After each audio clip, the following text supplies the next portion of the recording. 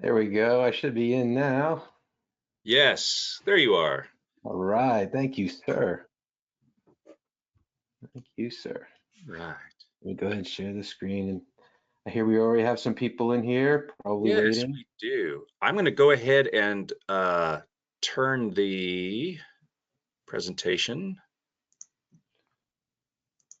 over to you. Hang on. Fantastic. Let's All right. You are the man in control now. all right. Let's go ahead and we are 1 minute past, and I promise that most people say, well, it's just 1 minute. It's important to me. Starting on time is a really good. So we'll, but no worries. We're gonna have a lot of fun today. I know it. Let me just make sure I can set this up. I want to make sure everybody can see and hear me and everything. I know we got a lot of we got some people joined here. Let me see who we have on here. I heard it was all right. Thank you. So we are excited that you guys are able to join us. We do have again a few more coming. This is Alex Fichera from Intuito Group. Alex is going to be talking today on the transition for your training, designing and deploying training for next generation leadership. If you're familiar with GoToWebinar, there are some areas to the right that you will be able to participate in some polls. And obviously there are opportunities to ask questions throughout. If you see the little question pull down menu, you can always type your question in for Alex. We'll probably keep everybody muted unless Alex, if there's some situations where you would like to create some conversation and dialogue, we can always unmute everybody. But at that point, I will turn it over to Alex. Awesome. Thank you, Bruce. And it's been great preparing for you. I hope you all are well rested from the last 2 days. ATD has put on what looks like a great virtual conference, and just I love seeing all the great stuff that comes out of it, all the great speakers and everybody, getting all their notes together, all their little insights, and it's just great to see. So congratulations on that.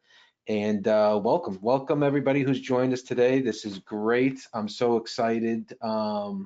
This is sort of like the best thing for me is people who want to come in and spend some time and really stretch themselves in an area that they think they can really be a leader in themselves and get some impact going. So I've got a great couple hours set up for us. It's definitely going to be very engaging. I know a virtual workshop can seem very timid at first. It's like, oh gosh, what are we going to do? But I have plenty of stuff to get engaged, and as Bruce said, we're going to be using chats and things like that, and we might pull in some audio if there's a great question that somebody has, and I think the dialogue would be great. We most certainly can open that up, and then at the end, hopefully, we have some time for some dialogue as well. So I'm very much looking forward to this sort of uh, workshop regarding kind of next generation and transitioning, and why I think right now is a really important time for us to kind of reflect on where we are as far as training and development, where are the needs, and kind of dive into some of the data and some of the things we might already know, but kind of connect the dots and push it forward. After all, we're typically in this area because we enjoy seeing other people succeed and grow, and organizations and companies take performance up. So we're right in our sweet spot right now. So looking forward to it. I'm just want to we're going to start here, just not even just some housekeeping, but really just sort of kind of lay out what today's going to look like. Just a couple of things to restate that Bruce has already said about some of the go-to-meeting things, and tell you a little bit about myself, and then we're going to hop right into it. So I hope you're excited as I am.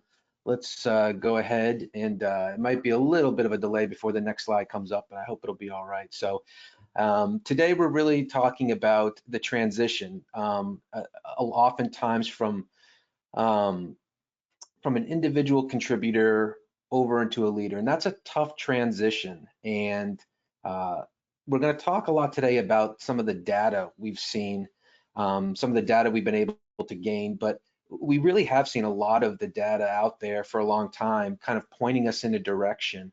And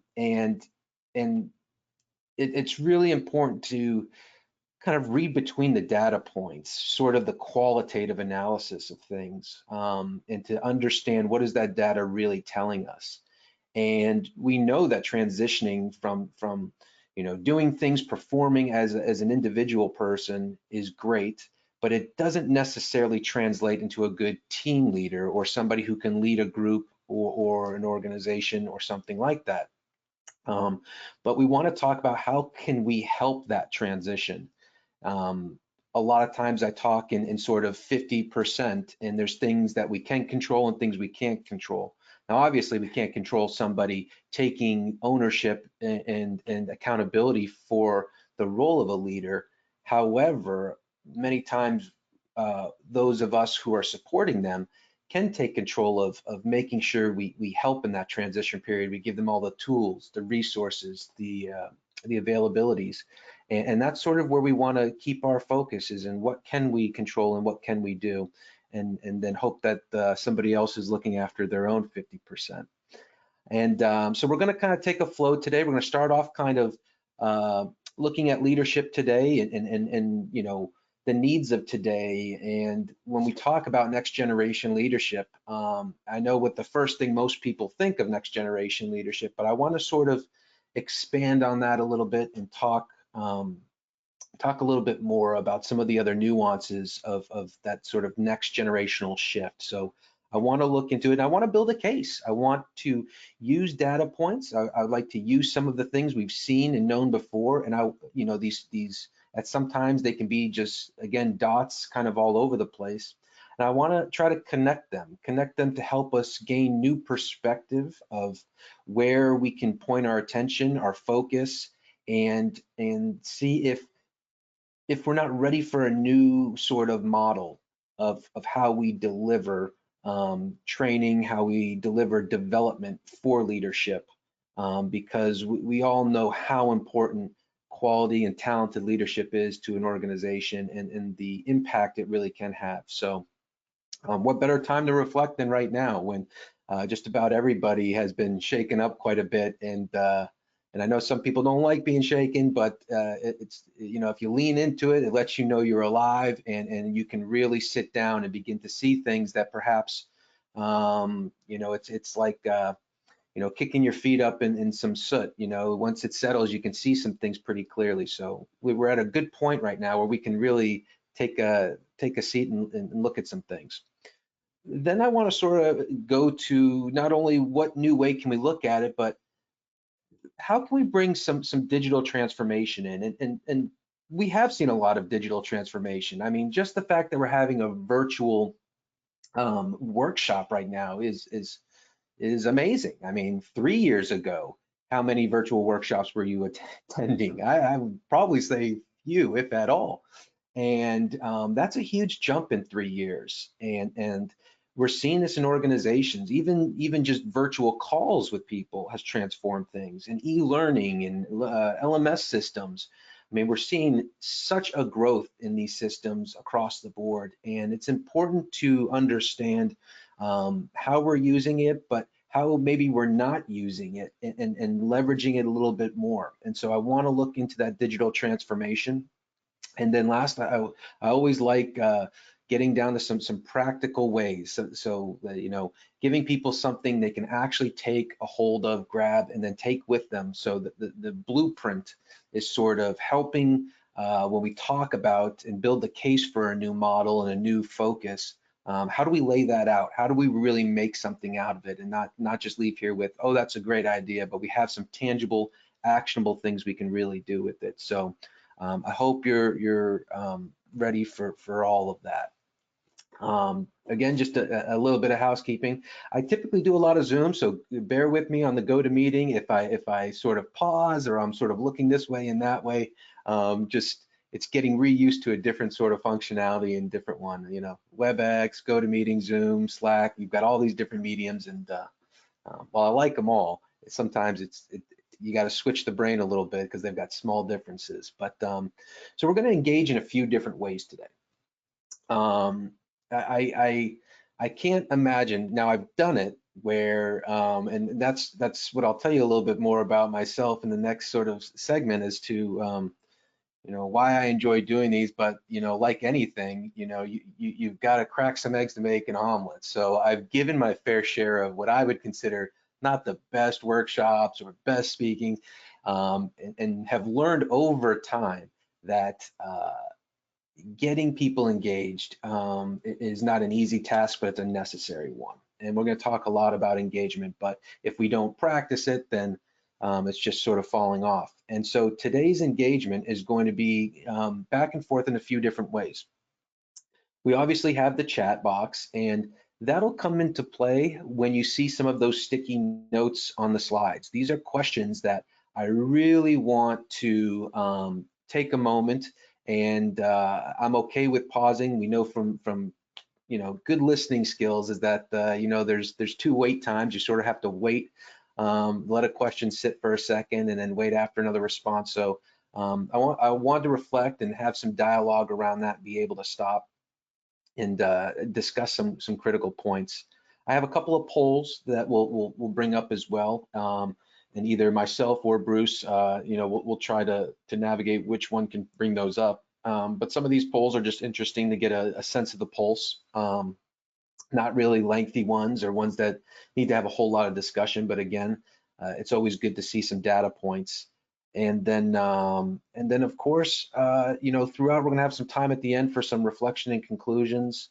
But please, I ask, get engaged with it. We are going to be here for a little bit of time, and the more we can engage, the better. And if you have a question, you can either write it down or just go ahead and put it in that question box or in the chat box. And it doesn't really rattle me too much. If I might kind of take a glance over, and again, if I think it's a really great question we should answer, great. If not, I might just say, that's a great question. Hey, I'm coming to a point like that. Let's save that. So I'll make sure to get it involved as much as I can. But that's really the sort of ins and outs of the housekeeping. So let me just go ahead and we'll start. Let me just tell you a little bit about who you're sitting down with. Even though Bruce gave me such a great little intro there, and we've had some great time to talk, and I've done an interview or two, and have enjoyed speaking with him.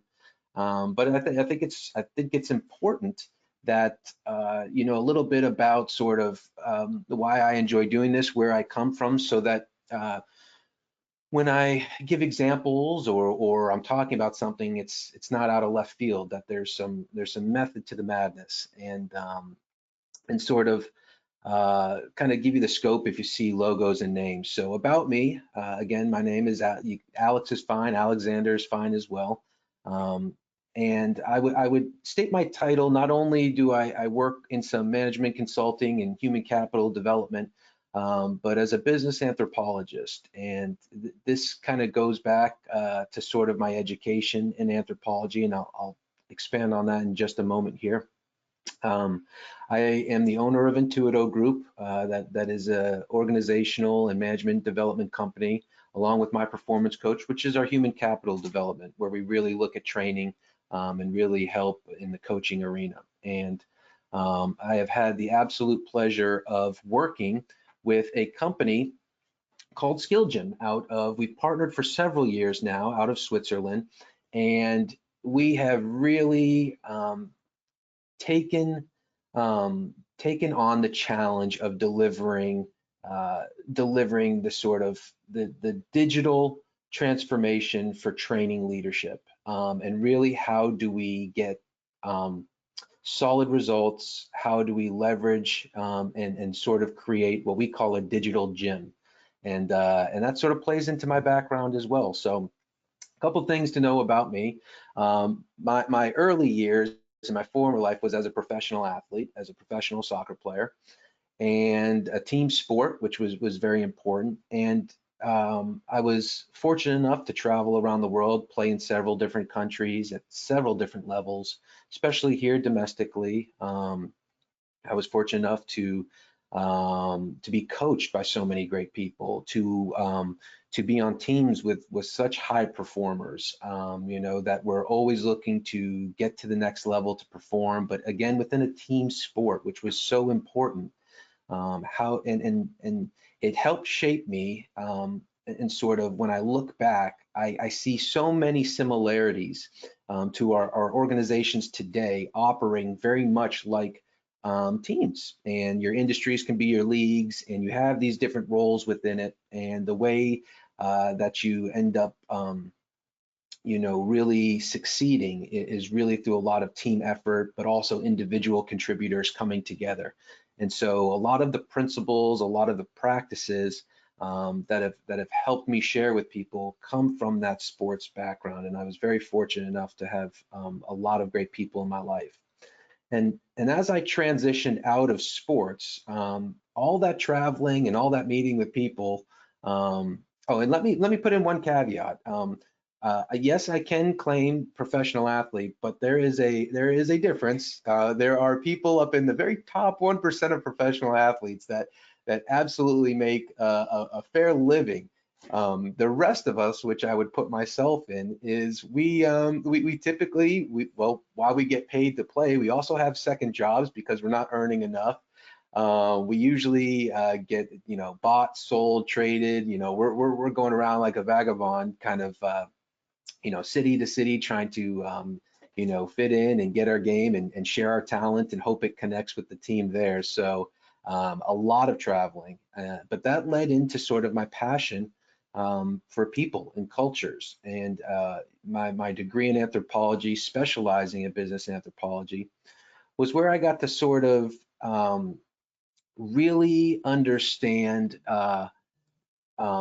culture, understand the connection of people, understand how they work together, the dynamics. Business anthropologists typically work in research and help organizations, you know, understand their consumer needs and help set them up to achieve and meet those needs. And when I took a look at it, I said, well, I know that working with people in leadership and development, and sort of I began to see the internal teams, the internal roles, the internal employees as that customer of the larger company. And the company not only has to, and the organization, you know, sort of influence and sell their product to their market or their services, but they also have to do a pretty good sales job internally. They have to sell vision. They have to influence people to take that vision and drive execution. And I was fortunate enough to really help um, understand those needs, help organizations gather, again, the qualitative data side of things. What does this mean? How can we shape culture? How can we really add these elements for a high performing organization? And that's been just an absolute joy.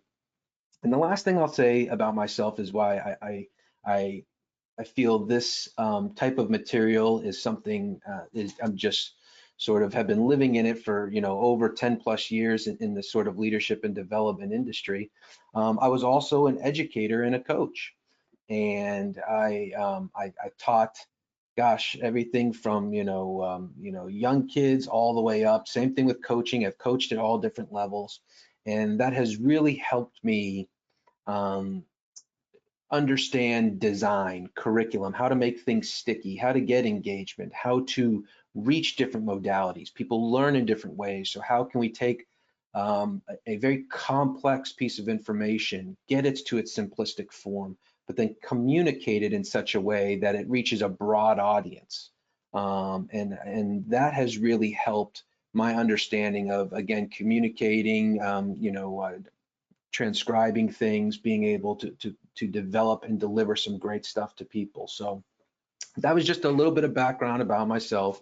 Always open if anybody wants to connect with me to talk more. I'm fascinated by people.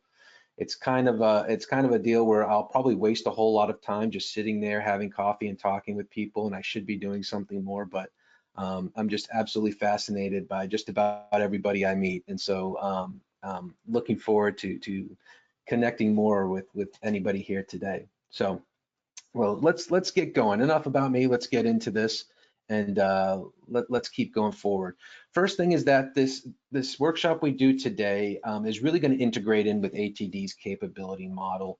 We're going to impact so many different areas over time. That's what I like about this, is that it will it will stretch and flex you in a lot of different ways, and I really want that. You know, again, one thing about sports is we talk about dynamic and static stretching, and one of the things that people often get wrong when they're warming up or they're getting ready to play is they do these static stretches where it's just one dimensional. You stretch this muscle and everything. But what we know in sports is that we've got to be dynamic in order for us to really get things going, the blood flowing. We have to be, you know, stretching in different ways and constantly moving to get ourselves really up and going. And so we've really put a lot of time into developing a workshop here today that'll make sure that we're all moving in a lot of different areas. So, but let's get to our first poll today. Just to sort of understand, I like to, you know, before we go forward, just understand where people are coming to this today, and just what is the role within your organization. So I'm going to see if I can select this poll here, and I'm going to go ahead and launch that. Again, please bear with me if I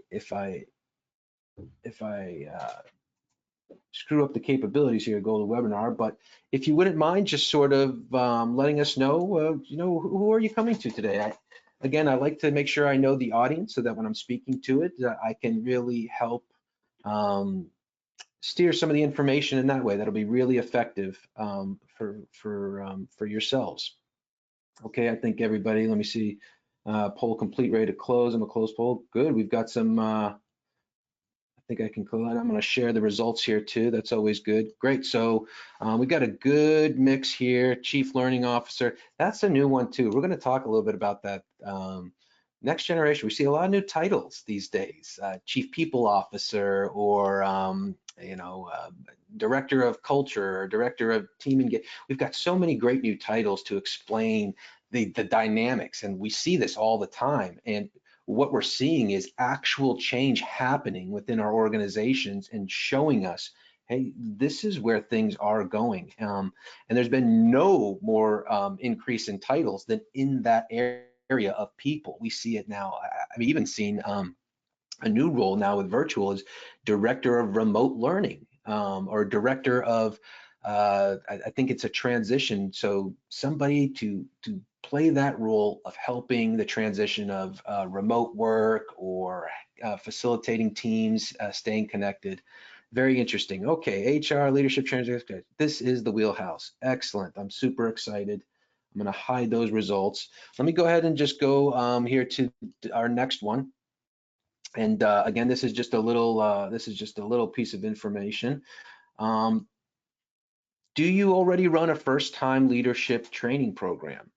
And we've got a couple of choices here, and again, first-time leadership training. So that's, we're talking about somebody who's a high potential, you know, a first, a sort of a, let's get you going into this thing. Let's prepare you for this role that you are about to ensue on.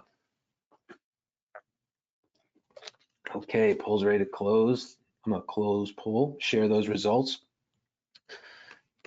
Great. Well, the first thing is I'm happy to see nobody says that they haven't done this program yet. That's when we get in a little bit of the worry spot, but it's always good to have somebody new.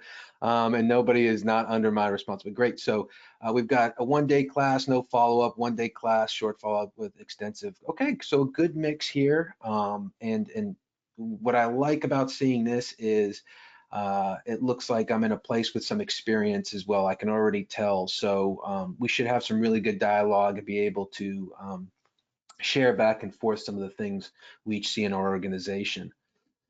But let's now we'll definitely get right into it. And the rhetorical question I would say, not really one that you have to answer, is, you know, can today's training survive today's leaders? And this is where we talk about what are we seeing, what's missing, and how things are designed. Again, there are so many different data points, and we're going to be talking about them, case studies. One of the great things that we've been able to do in Skill Gym and Intuito Group is that we have a plethora of case studies and data that help guide our decision making. And over 300,000 trainees that we've been able to gather data from hundreds of industries and companies. It's always good to be able to collect a lot of this data and share it out. And a lot of the data is, you see it on a lot of different sites or from different people. It's not like it's necessarily the most like you've never seen the data before, but again, it helps confirm some of the things we may already know, and that confirmation can build a lot of confidence in our direction and our decision making. But again, I want to touch on the next generation. And if I were to ask you next generation, um, you know, I think most people would begin talking about age demographics, generation, X, millennial, Z, Y. I think there's a Gen Alpha now label and everything. And a little thing about me is I have 3 children, all sort of at these different generations. They're all at different schools and different transitions, so that keeps me nimble as well. But there's a lot more nuance and depth to this next generation. And when I hear next generation, I also, apart from looking at age, look at the next generation of communications, next generation of dynamics, team dynamics. We've had a significant shift in the way teams organized. We've had a big shift in the way organizations lay out roles and authority and responsibilities. They're more diverse. Every day we have more diversity, and now we have a lot more remote versus in person. And the workflow has changed dramatically by volume and people that are, might be in different parts of the country working together on these teams. And that's sort of where this next generation of leadership is coming into, is not necessarily because if we look at the age demographics, one thing I find interesting is when I sit and talk with people about the differences between this generation, this one, there's always a stat that sort of comes in at the end and says, well, in most data will tell you we have more in common than we have differences. Well, it's like, oh, okay. Well, then, yeah, that's great. So there's just so much more diversity into this next generation, is sort of how do we meet the needs of next generation leadership? How do we look at the industry different? And this has been a tough question. This has really been a tough question for somebody who's been in this industry for over 10 years, that we spend a lot of time training, we spend a lot of time coaching and developing curriculum and helping other organizations do that. And when you're in that mode a whole lot of times, you oftentimes get these blinders to see outside of it. And for so long, it was tough to ask the question, wait a second, have we looked at our own industry? Have we looked at where we have taken training and the model of training and how we deliver curriculum and what we focus on and how we engage people? And I'm not sure that we had done enough. I'm not sure we had looked at our own model and had really stretched our own selves to say, it's time for something different. We're seeing all this data. When are we going to move? When are we actually going to start enacting some real change to help move what I would say is move at the speed of business, to move with these organizations we're helping? And so, again, I want to make the case, and that's sort of where today is. I think we are ready. I think we're ready to say, gosh, we've seen these things. We know these things. Once we make the dots, it's sort of like, yeah, okay, I'm bold enough. I'm ready to take some of that on. So let's start with looking at some data here. A LinkedIn survey that and I'm not sure if you have seen it. I know it's out there, about 4,000 people, and really looking at, would you stay at a company longer if it invested in your career? And 94%, just about everybody, of course I would stay. you know, development is expected these days. You know, we want employers to invest in us. That's typically why I like the term human capital. We see, I mean, we've got, you know, human resources. The term is even taking a shift to that. There's human capital development and human capital management, and understanding the relationship between the employees and the company and the value proposition. When they're seen as this valuable piece, you invest in things that are returning value to you. So we want to clear up some of that. And again, it's just another way we're seeing these great transitions in that next generation of viewing leadership. But do we know what well-trained is? You know, they want to be invested in, but we have to do some of the legwork and the hard work of getting in the trenches and asking and really understanding. Well, you say you want to be invested in. What does that look like? What does that mean? I heard a little buzz come up, and I want to just make sure I'm not missing anything here on mine. If it was a question or something, I apologize for the pausing. Somebody let me know in the chat if that was something I heard it, but it didn't come up anywhere. So, and so as I go to the next question here, let me just again another quick poll for everybody. How important, how strategic is it? How strategic is it for you to develop leadership skills in new leaders? And something tells me I'll probably, it's not taking long to see those results. And so it's ready to close. Oh, great. This is great. Let me share those out too. Great. And I know it seems like a simple question, but again, there's no problem with confirming that it's great. It is a top priority. So again, we reaffirm that leadership is critical. We see all the data again pointing that the success of a transition from an individual contributor to a leader, an actual leader, the amount of return you get on performance, not of only that person, but of their team. And then the opposite side, when there isn't a successful transition, how that really hurts multiple team members in the organization. So there really is a reason why we should put this as a top priority. So kudos to everybody there on that. Let's keep moving. Oh, this next one I really like.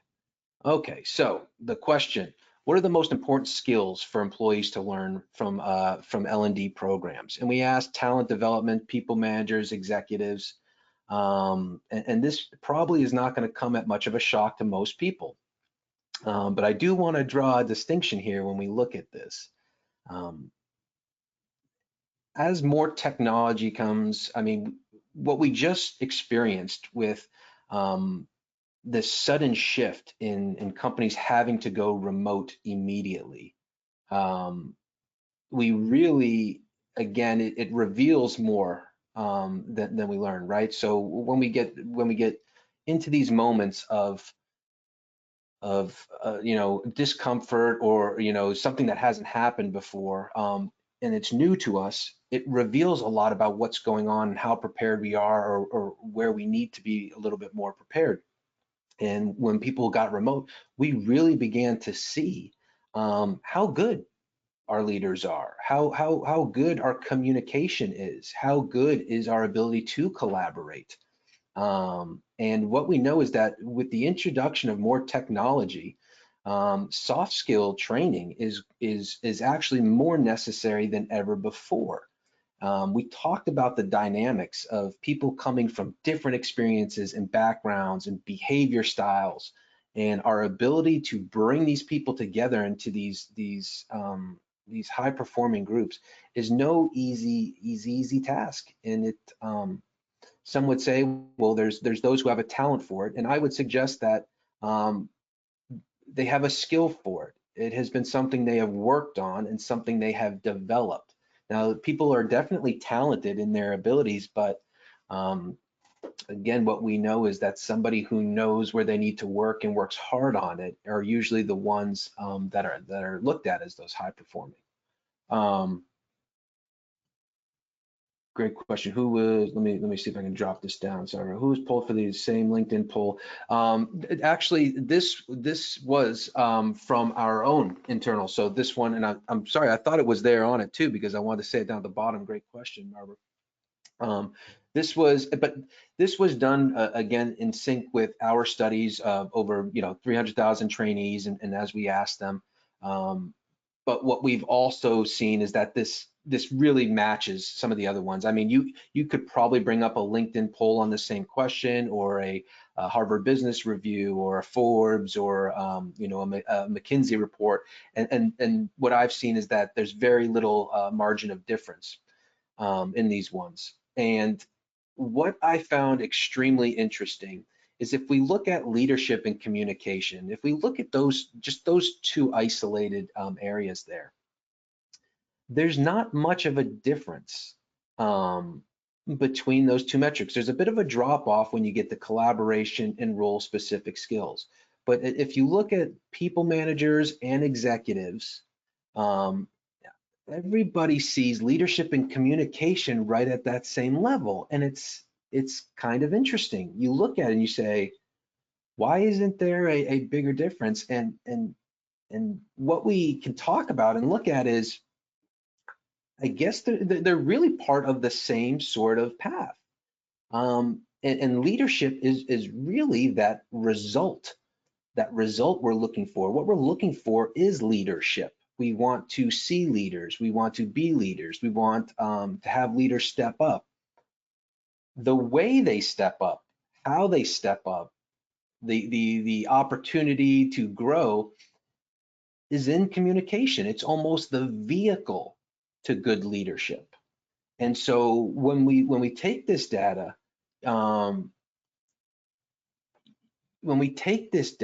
it's important to see that we focus on how do we get to the end result. You always want to see where we want to go. We want to be able to really identify where we want to go, but then we have to come back and look at the process, and we really have to, that's where we need to put our focus, is in how do we train, how do we upskill that which leads to good leadership. And what this data points out is that we probably need to look at those two and say, yes, one is the destination and one is the vehicle that's going to get us there. And so I want to make that case a little bit more today and talk about that. Please put in the chat here, would you agree with that? That it's communication is a skill, a vehicle to help get us towards leadership. And there are other aspects of it, but again, it's interesting to see people when you look at the importance of either of them too. So I enjoy seeing that one. Okay, let's keep moving along here. All right. And this is the important trend. I sort of just spoke to it a little bit as well right there. And the important trend being that leadership is no longer just about management. That there's not managers and there's leaders. They're really kind of intertwined. And leadership, we can't look at leadership as just a sort of area where only those who are given authority are leaders. And we'll talk about this a little bit extensively here as we go on. And so the important trend is that we have to sort of see leadership as not about just somebody managing what's in front of them. It goes far beyond that. And the second point is preparation. This is so key, and this goes a lot back to again all the things I had learned in team sports and really anything. In fact, even for this workshop, is that how much focus or attention do we place on the preparation? We've all heard the saying, if you fail to prepare, then you've prepared to fail. And when we talk about leadership and we talk about preparing those next generation leaders, we have to look at what's missing. Where are we? Where can we do a little bit more? And so, are we really, our sort of training is sort of expects, well, we'll train them when they get into the role. We'll wait for them to get in. And then when they get in, we will flood them with, not only soft skills training, but we'll train them now in technical too. And we're filling up their calendars with all this training, but never asked, was there anything we could do ahead of time? How could we have prepared this person before they get into the role? Because I can tell you, nobody likes, on either side of it, the company nor the individual, likes to be placed into a role of leadership to only find out that they weren't ready. And then removing that person is a whole nother mess. What it does for the confidence in that individual, in the organization. And again, because the needs are around retention. This is really what we're looking for in the company, is that we need to maximize retention, and we have to look at our efforts in retention. My father once told me, and this is how I visualize sometimes, where we have to stop and look at, do we really understand our efforts in retention? Is that he would say to me, I would come to him and I'd say, I'm really, climbing this ladder really fast. I'm really performing. I'm busy. Busy's good. I'm doing a lot of stuff. And what he would say is, I'm happy for you. I'm proud of you. Don't forget to check to make sure your ladder is on the right wall. And it was like, whoa, is my ladder on the right wall? Because oftentimes we can really be moving fast and doing a lot of initiatives and focused on retention, and we're moving really fast and we're busy, but we don't check to make sure that that busyness is actually aligned or going in the direction, and checking back in with people to say, we've got these efforts for retention. Is it working? Excuse me. How would we know if it's working? Are we tracking it? Are we looking at it? Are we holding ourselves accountable to investigating whether or not our efforts are being rewarded? And so retention is key. And matching your competitors is not a retention strategy. Oftentimes what we do is we look to the company to the left and the right, and we say, well, this is what they're doing, so that's what I should be doing. Maybe, but you got to check back in with your own vision and your own alignment and your own strategies, and even your own people, to see what is our culture about. Yeah, that might work in our culture to some extent, but to the next point, we need to spread leadership throughout the organization. A culture of one or two leaders typically doesn't grow at the rate of an organization with leaders spread out across. Um, and this is that next generation leadership point I'd like to make, is that leadership is no longer about a title, and we can't really afford, literally, we cannot afford to only see people with a title as the opportunity to invest in. In fact, the largest investment by far in an organization is and should be into informal leadership. There's way more opportunities. There's way more people who hold informal leadership roles within an organization. And we'll define that a little bit more as we go, of course, but we have to see that leadership it's not only playing out. And this is where a lot of that research, when we step back and look, is we end up seeing that influence and encouragement and motivation is happening all the time throughout the organization. And most of the time, it's not happening with this one person that holds a title. A lot of teams are intermixing. They look to a peer, or they reach out to another department, and they get guidance and direction from some of them. And so informal leadership is really an area that I want to stretch everybody to sort of look into. In sports, I've had many times the privilege of putting on the captain's armband for the team, and what a great great honor that would be, to be a captain on a team, to have that title, to have everybody looking at you, to have that confirmation that what you're doing is providing an impact. But one of the first lessons we learned was that really everybody on the team should be a leader. and we cannot rely on just the captain. We cannot just rely on that one person.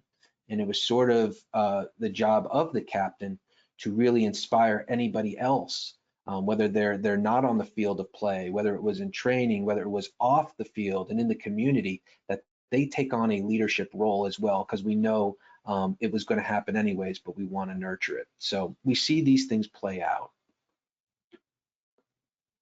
And that's where we talk about the individual contributors, that we need to rely to evoke respect from an uncommon informal leader, confidence. And so I ask you, can you spot an informal leader? Would you know what they look like if you saw one walking around the office? How would you know where your informal leaders are? And actually, chances are your informal leaders are a great sort of identification of who your next formal leaders might be. Now, not all informal leaders want to have the authority. In fact, some of them, what we see culturally, sometimes when you bestow a title, it changes up the relationship in the team dynamics. A lot of times I work with people and they say, well, the real problem is I used to work alongside this person and now they're my boss and the relationship has changed. And that can create a lot of disruption. So how you handle bestowing leadership on somebody is not one of those things that it's like a light switch, like all of a sudden one day, hey, you're promoted. Has to be nurtured over time, has to be spotted, has to be supported, has to gradually be worked into it. And so spotting your informal leaders are going to be a great way to kind of keep an eye on the ones that you sort of want to sort of start moving in that direction, have those conversations with about, you know, what do they enjoy about it? Where's their next passion? And so on. Okay, I'm getting here to a few slides. I do like talking, but not as much. They have a saying in education, you know, don't be a sage on the stage. But I do want to get through a few more points. Apologies. And then I promise you we'll get some back and forth, but keep the chat coming through. If any of this is making some stuff through, Barbara's putting through some great stuff. Yes, Barbara, great point. This is why it's tough. It's tough to tell people, oh, you know, I love crisis, but actually, those of us who have been in this game a long time know that's where the gem is. That's where the gold is in the tough times, because again, we're being shifted. We're not complacent and sort of. Barbara says that the crisis may have revealed some of those informal leaders. I would say yes, it definitely has.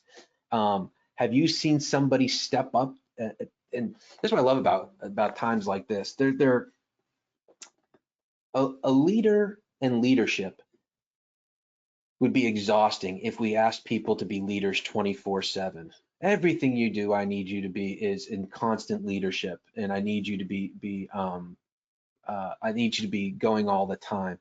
When actually leadership shows up in the right times. And the right times are in things like crisis, when they can show that they are calm, they are respectful, they are collaborating more.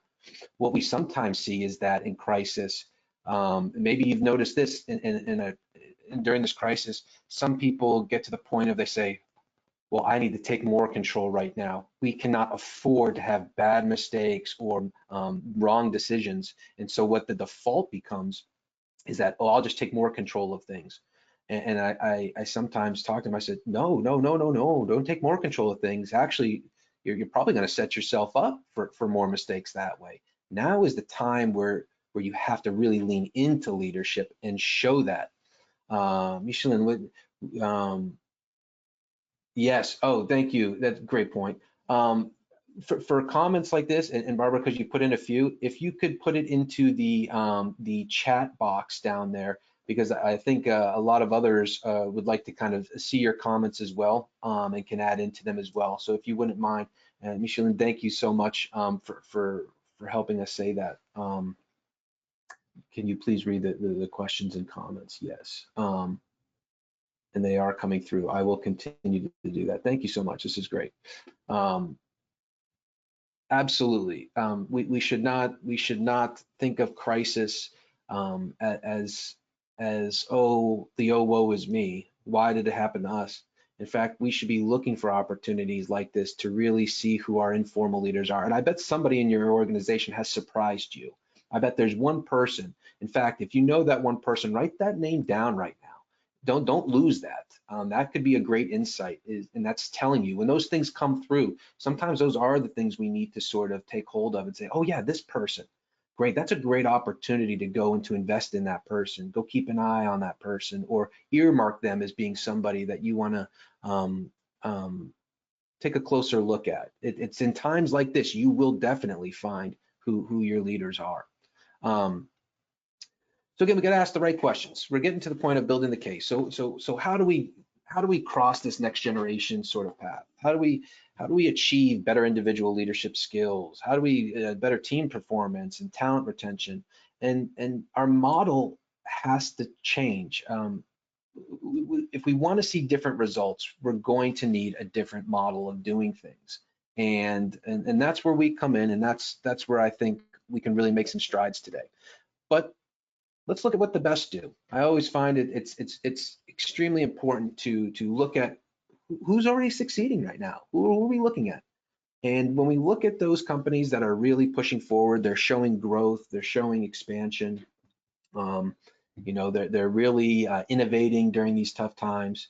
There's sort of 4 steps that we can sort of track and draw through. And I'm going to break down these 4 steps a little bit more as we go on. And the first being is that they really identify the roles they want to design their leadership program around. We talked about informal leadership. We want to define um, who are we going to train in this company and organization. Second is that they define what type of leadership they want to develop. I'm not sure we always it's like strategic planning for leadership, and we do strategic planning on these big scopes, but we hardly use the same process for really defining out. And clarity is king in an organization. Clarity is king when it's in times of turmoil. And the more clear you can be on direction and vision and action and who is in what role with what responsibilities, this is what really increases things like productivity, talent retention.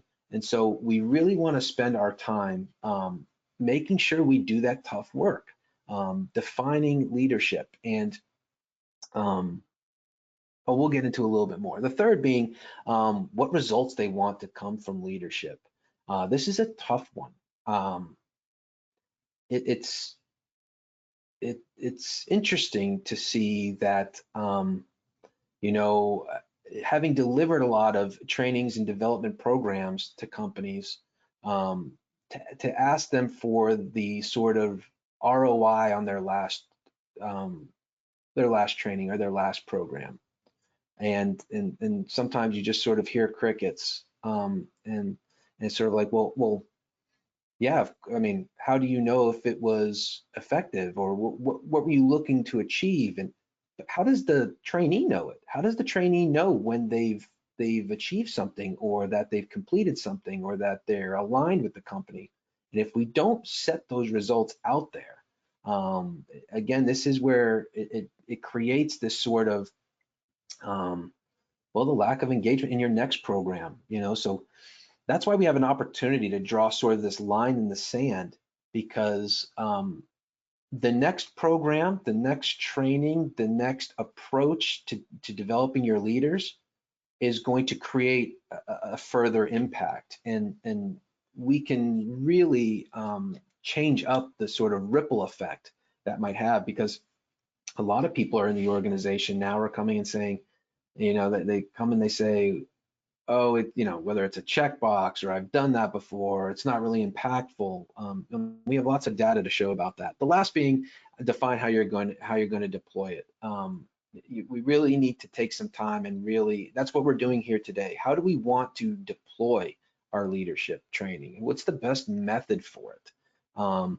Workflow today is not like the workflow of yesterday, especially with remote. The times that people work, the amount of things they have on their plate. It's time for a shift and time for a change. So let's break down each one of them just a little bit here.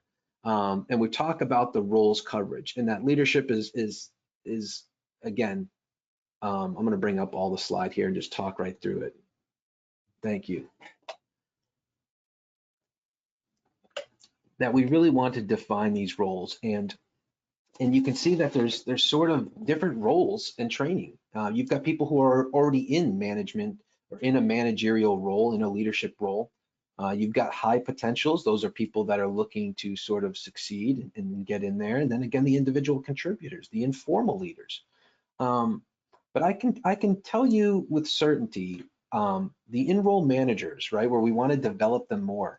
And I'm going to show you another interesting, well, when we look at even executives and top, that when we talk about conversation and we talk about communication, is that it's a skill. It's not really a talent that one person owns necessarily, but it can be grown, it can be developed.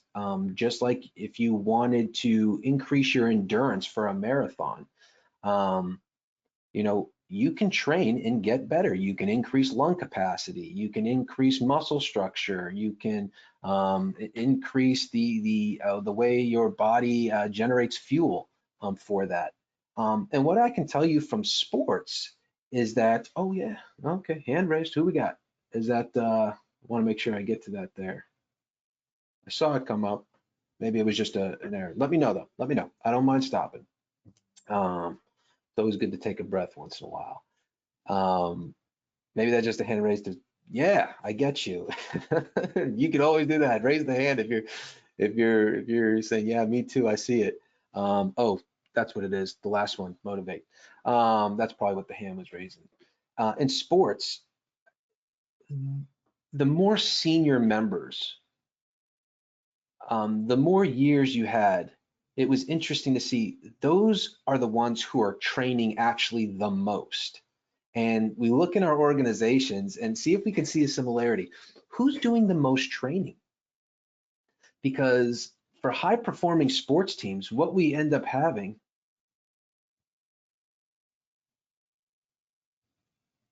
yes, Michelin Corn Ferry, nice. Oh, great. Let me know the Michelin. Let me know any and in the chat. Let me know if you see the similarity in those and where they connect up with it. It's and you bring up a great point. Have competencies that you can mold around. It's very important to have those as sort of the checkpoints that your leaders can actually take a look at and see. But the senior leaders were the ones who, after training was done, they pulled somebody aside and they kept training, and they really set the example for everybody else. And so when we look at our enroll managers and we look at even some of our executives, are they the ones training the most? Are they setting the tempo, the pace for the rest of the organization when it comes to training? Because I can tell you, if my senior leader on my squad sort of trained at 50% and then sort of just said, well, you know, I'm going to head home for the day, that's what the rest of us would do. And so training doesn't just stop because you got to a certain title. And then we've got high potentials. Those are the ones we want to prepare. A formal authority, we got to really invest in them going up. And of course, the last one, individual contributors, we want to be able to motivate. So let me briefly, as we kind of get to this last segment, and I promise we're going to take a short little break here, just to kind of let the sort of mind sort of decompress for a second before we get back in and get really into sort of the back and forth understanding stuff here. I want to talk about role definition, and that in leadership, we really have, I know we've got 3 here, but leadership is really in 4 directions. We have leadership coming from the top down. We have leadership that goes horizontal. We have leadership that comes from the bottom up.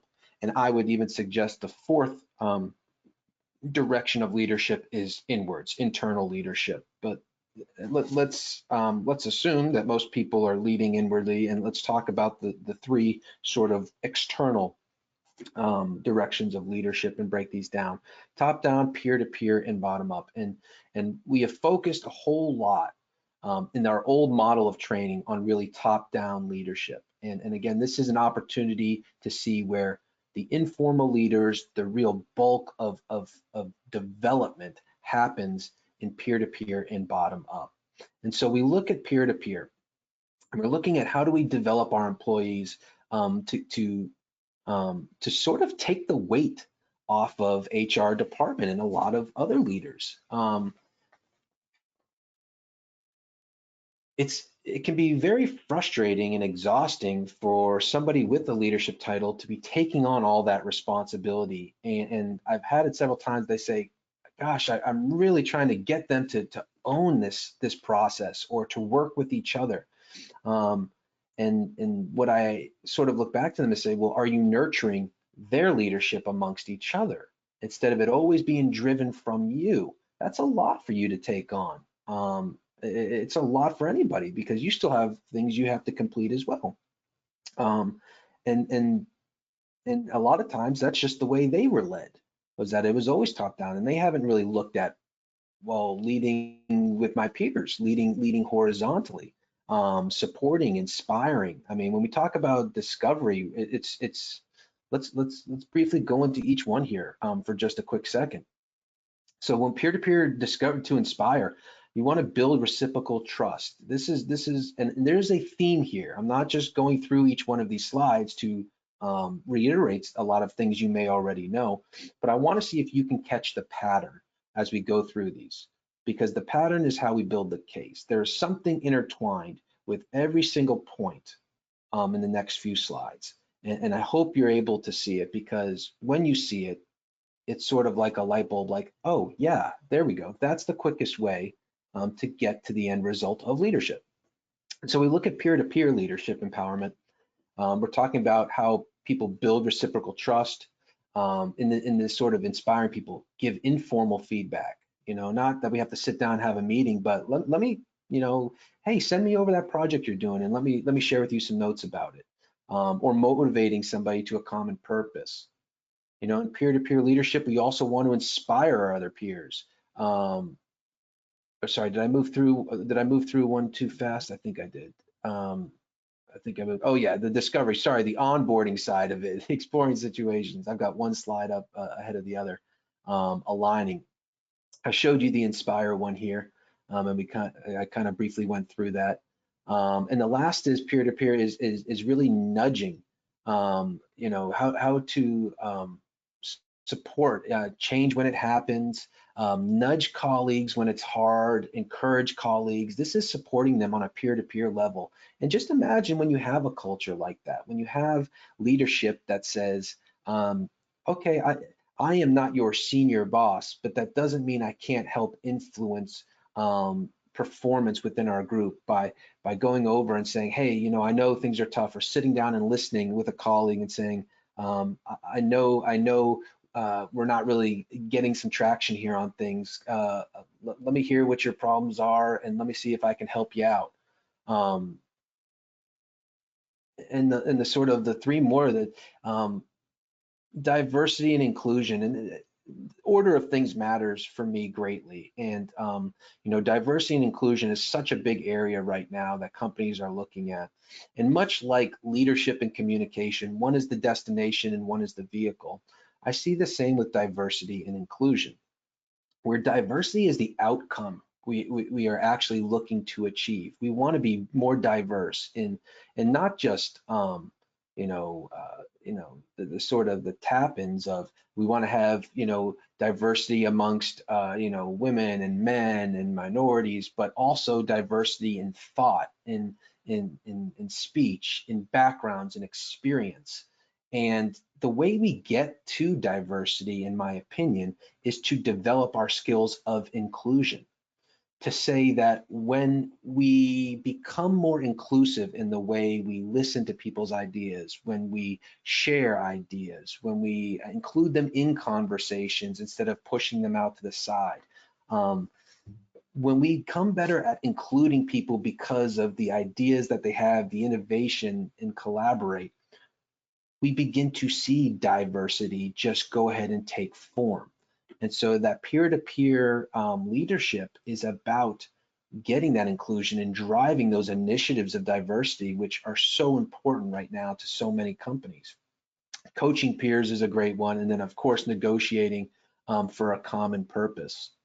But let's go even to the more sort of important one here again, is this bottoms-up approach. This bottoms-up approach of leadership. And it's often a missed opportunity. And I love working with managers and helping them sort of reflect and see some things from a different angle. And one is the reluctance for a multitude of reasons. It's not my place. I don't have anything to offer. I don't communicate well that direction. Just not having really the experience, the confidence to lead upwards, And I usually ask them, and I say, okay, you're overseeing a team, correct? Yes, I'm overseeing a team. Great. If one of your team members had something important that they felt would contribute, or they saw something in you that they felt was, on either side of it, was something great that contributed to a healthy workplace, or something that just didn't sit right with them, would you want them to hold on to that? And what would that do? Oh, of course not. No, I try to create the environment of where they can come to me and they can tell me anything. Okay.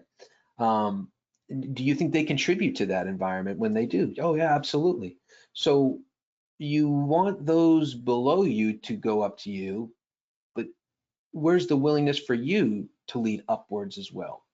And we can see here that, when we talk about these 4 different areas of where people can lead going upwards, it's about reporting things the right and efficient way, exchanging, creating win-win scenarios, being balanced. People really do want to lead upwards, and we see this in companies. I mean, you get a multiplier when you get people.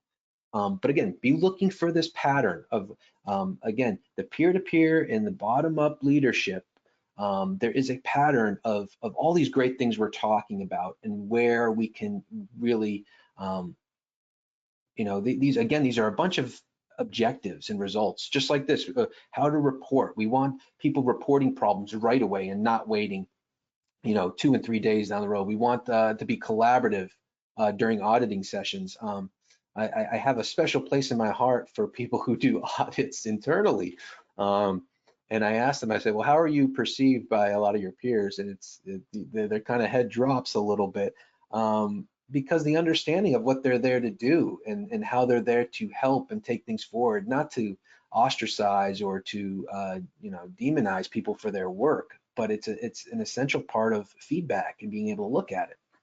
So getting people to be collaborative with them, reporting conflicts in a constructive way.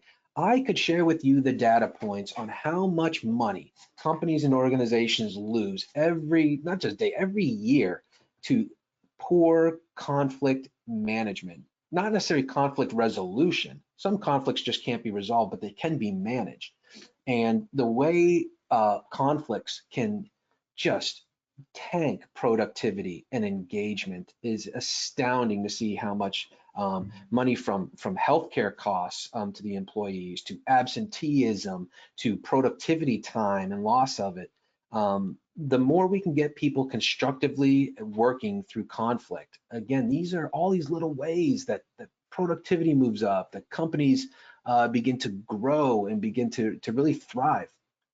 I'm going to go through these next ones rather quickly. Again, bottom up, exchanging ideas, negotiating, win-win, providing feedback, update your managers. Some of these things we just sort of expect them to happen.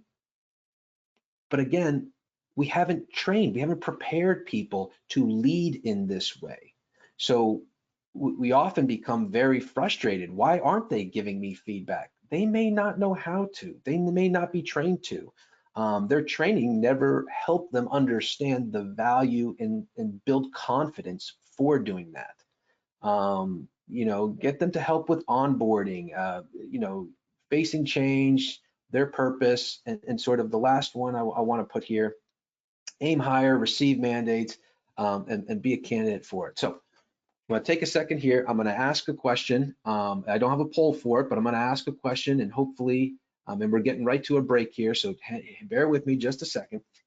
I would like you to put it in the chat box.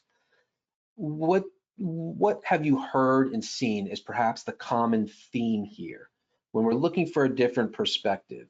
What do all of these little objectives and areas have in common of where we may want to shift our focus when it comes to preparing and developing people? I'll leave that there with you. Let's see if anybody's really been able to draw a connection.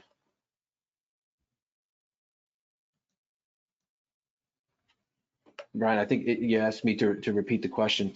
After I've just spent the better portion of an hour sort of laying out a case for where we should focus our attention on training next generation leaders.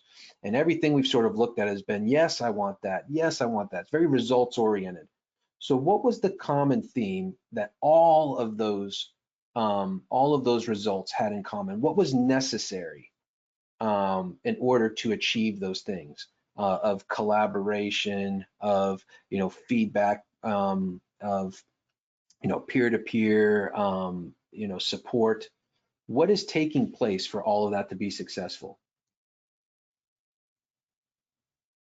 Interpersonal. Barbara says interpersonal linkage. Michelin, we need to start early, not when someone is promoted to lead. Yes, thank you. That is a huge thing. We need to be developing our leaders every day, and we need a strategy to do this. Yes, you bring up a very critical point on this everyday aspect of it. I love it. We're going to get to that sort of too. That is a big change. And without sort of spending too much more time in it, I'll just sort of go to the next one in that. I mean, what everybody is really speaking out loud here is that conversation, the art of conversation, the skill of conversation, and having leadership conversations as being this important aspect to it. Each one of those, Brian says, leadership from the top, support to succeed, and start with onboarding to the employee learning cycle. Absolutely, leadership, it does start from the top, and we actually all, while an organization definitely has somebody who's the CEO, CFO, the head of this, we sort of, as leadership kind of comes down, we are the top of even our own teams as well. And we have to be able to display that same linkage of the vision from the top. Support is necessary. The right support is necessary. And all of those different things we talked about today had a theme of conversation, and we don't, but it's been right there. It's almost too simple. I was talking with somebody the other day, and I said, sometimes when things are just so simple, we kind of go right past it.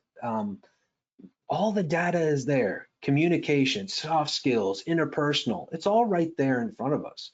Yet it's almost too simple that we sort of can't wrap our heads around. We equate simple with easy. Well, that's easy, so we'll just expect that to sort of happen.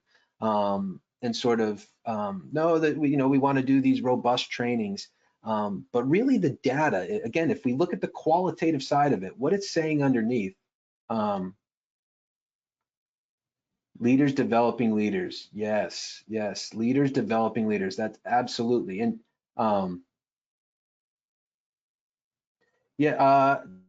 great question. I'm gonna pause here for a second. Over on your control panel, because things are still coming in this question box here, there should be a drop down that says chat, and then it allows you to type a message in, and you can, let me go ahead, I'm gonna put one here. Hello to the group. Let me see if this ends up giving you a little indicator of where that is. I'm gonna go ahead and send that. Let's see if that comes up in your control panel. And if you can, just give us a thumbs up and join in there. I really think it's valuable for everybody to see what things are being said. Um, and yes, Michelin, I love that theme that you all are using, leaders developing leaders. And that's it, right? That's the vision right there. We want leaders developing leaders. Now let's go back. How do we make that a reality? Well, everything we talked about leaders is that leaders are engaged in these conversations. They're dialogue, they're communicating. We saw this, the thing where people can't really discern too much difference between leadership and communication. It's sort of like, well, they kind of work comes up in the same box. Okay. Well, hopefully everybody can see that then. That's interesting.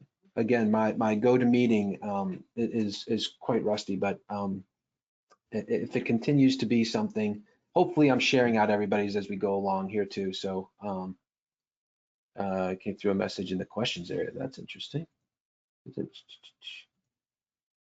I've got two different boxes here. During the break, because we're right here at a break, I'll go ahead and look into that. Thank you again for everybody for sharing that feedback, right? Sharing that feedback, it's so essential. But it was a conversation. Even if it's a text, it's a conversation. If it's an email, it's a conversation. And it's right there in front of us. And we're at the point now where we're saying, okay, this is this new meaning of leadership. It's informal, it's horizontal, it's got trust built into it. And it's all based on conversations. And so here we are, just to kind of wrap up, and here's a question I want to put through to everybody that's going to come up in just a second, is that conversations is where we've done the data that, and look into your own sort of workday flow. How often are you in a conversation with somebody? From the moment you walk into the door or you log on into your workspace, if it's email, hopping on a phone call, a virtual call, a team meeting, another meeting, probably a third and fourth meeting in some cases, our whole days are built in conversation, talking with others, communicating with others. And then there's the rest of it. So what amazes me is that, again, we see the data, but are we really connecting the dots here? We say, well, the majority of my day is conversing with other people above me, beside me, below me. So there is a skill to conversation. And if I'm going to be doing that most of the time, I should probably train in that. And so let me ask you this question, just as we sort of round out the first section here, is that what happens? What happens if managers are not good in conversations? What are the pain points? When a manager lacks the ability to be good in conversation, what happens? What happens?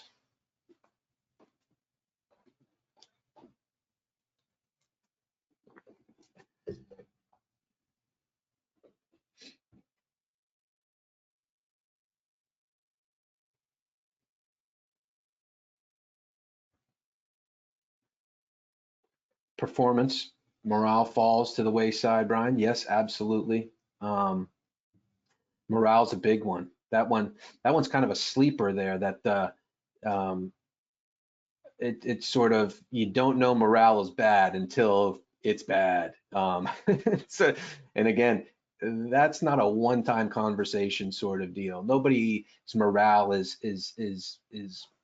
dropping off because they had one bad conversation. There are many. Barbara says there is no feedback. People feel ignored. I know, right? And you know, going back to being inclusive, you know, giving feedback is so critical. But even there's a skill, there's an art to feedback. So again, there is skill. It's not just somebody's a talented feedback person. I've never heard anybody say that. What's your talent? My talent is feedback. While you may be talented in many different things, you probably have a high level of skill in conversing, especially around feedback. And Michelin, I love it. Toxicity. That's a great word. It's visceral. We know a toxic environment when we see it, and let me kind of bring up the last poll of this sort of section here.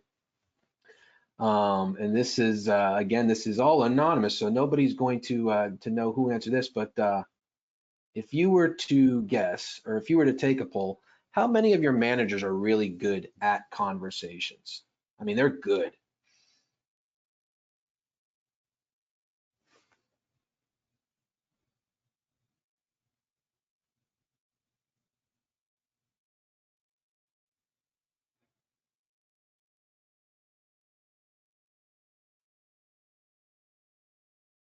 Ready to close. I'm going to share these results. So we've got a little gap. I'm very happy to see that we still have some up in the 70 and 100. I would also suggest that if we were to ask that individual, I don't want anybody to kind of go and put themselves out here, but chances are they would probably say, yeah, we work on that.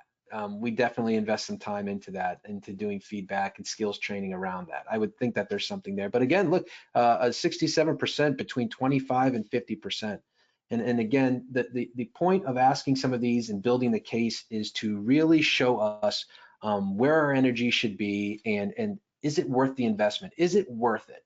And so the last poll here too, this is again another survey completed. Just to show you how it matches. When we looked at 800 employees on our panel of surveys, your coach a good manager, most of the time, no, 64%. So pretty close with it. So again, the small sort of segment that we just took a poll on matches what we see on the larger scale as well. And a great McKinsey research, if you want to look into it, is again, as we make this case, I really want to make the case, because if we go into next at looking at the digital transformation and the blueprint, we really have to be confident and say, I want to spend time in growing people's conversational skills. And we have to really make that case to ourselves that that is where time, resources, effort is best spent. And so we see again the information here from a McKinsey, from Ken Blanchard. We got some McKinsey later, but from Ken Blanchard, another great resource for data, is that 59% of first-time managers that insufficient support, or they felt unprepared when they switched into a role, or they felt ineffective. I mean, the data really speaks to that. It's, again, is our ladder on the right wall? Our data suggests it might not be on the right wall, and it's going to take innovation. It's going to take looking at what's in between the data points that we're doing. How do we do it different? What are the needs? And what do we see coming down the road? That next generation, what are their needs going to be? And we can start working on that today. And sort of what I'll say to you before we take our break is that we need to make a shift towards conversational mastery. This is the skill. And we talk about it as a core focus of leadership. You know, placing the importance on one's ability to have and to hold conversations with confidence and self-awareness. And this idea of conversational mastery is, again, you can see from the graph there, we don't put enough effort and time into it today. We really don't focus there, even though the data would point us towards, well, that's the sort of link between everything here, is sort of the ability to upskill in this area. And we're not preparing them ahead of time for it. And we're not injecting it into informal leaders throughout the organization. And we break it down into sort of different ways.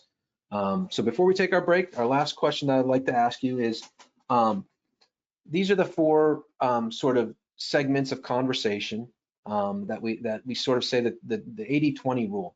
You know, conversations are there to we call it the C factor, is your conversational mastery factor. How good are you at your C factor? You know, inspirational conversations, sense of purpose, they motivate. These are what get really great results in collaboration. Supporting conversations help ease operations, daily work. They create that workplace culture. The serve and support. Discovery is kind of sharing back and forth, clarifying, better decision, and leading and conveys the right message. And so The question before we leave here today, or before we leave for just this break, is what other type of conversations are essential? What conversations that you don't possibly see here are ones that are happening daily, that really need to be energized a little bit more if they're going to be productive?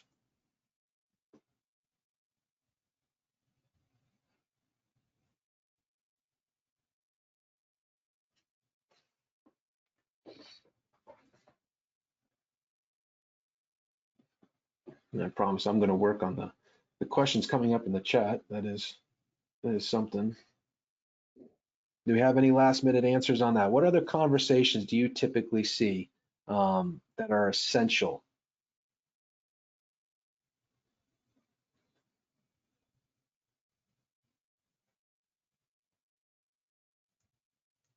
Yeah, yep, absolutely. Getting feedback. Absolutely, Barbara. Professional development, very great. Yes, yes, professional development. Sitting down and speaking with our people about, I mean, that's what we said. Do we really, how do we know if our ladder's on the right wall if we don't ask that such important question of what are you looking for in professional development? Where are you looking to go in your own development career? And what kind of support is the support you think is most important to you? These questions and these conversations are extremely important. Okay.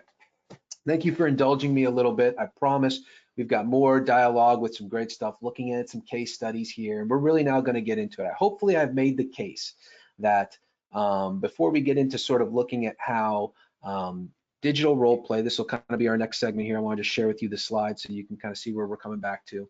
We're going to look at artificial intelligence driven role play and look at how this is where we can practice, where we can actually practice the skills that are necessary for conversational mastery. So I hope everybody's kind of got that there. Let's take a sort of a 5 to 6 minute break here. I've got 10:28 on my clock here. So I'll be back here about 10:33, 10:34. Grab some water, answer a quick email if you need to. And we'll get right back to it and look forward to our next session.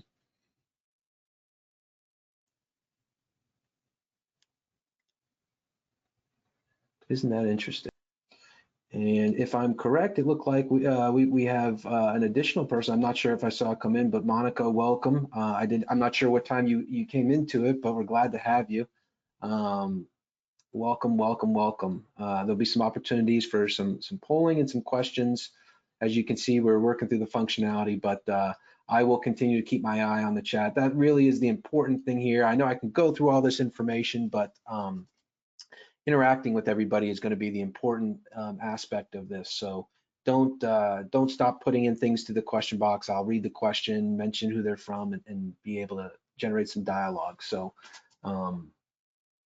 anything else, keep going. But let's get going forward here. And I hope everybody again has sort of seen the need that we're looking at and really saying, okay, we wanted to make sure we understand where next generation leadership is taking us.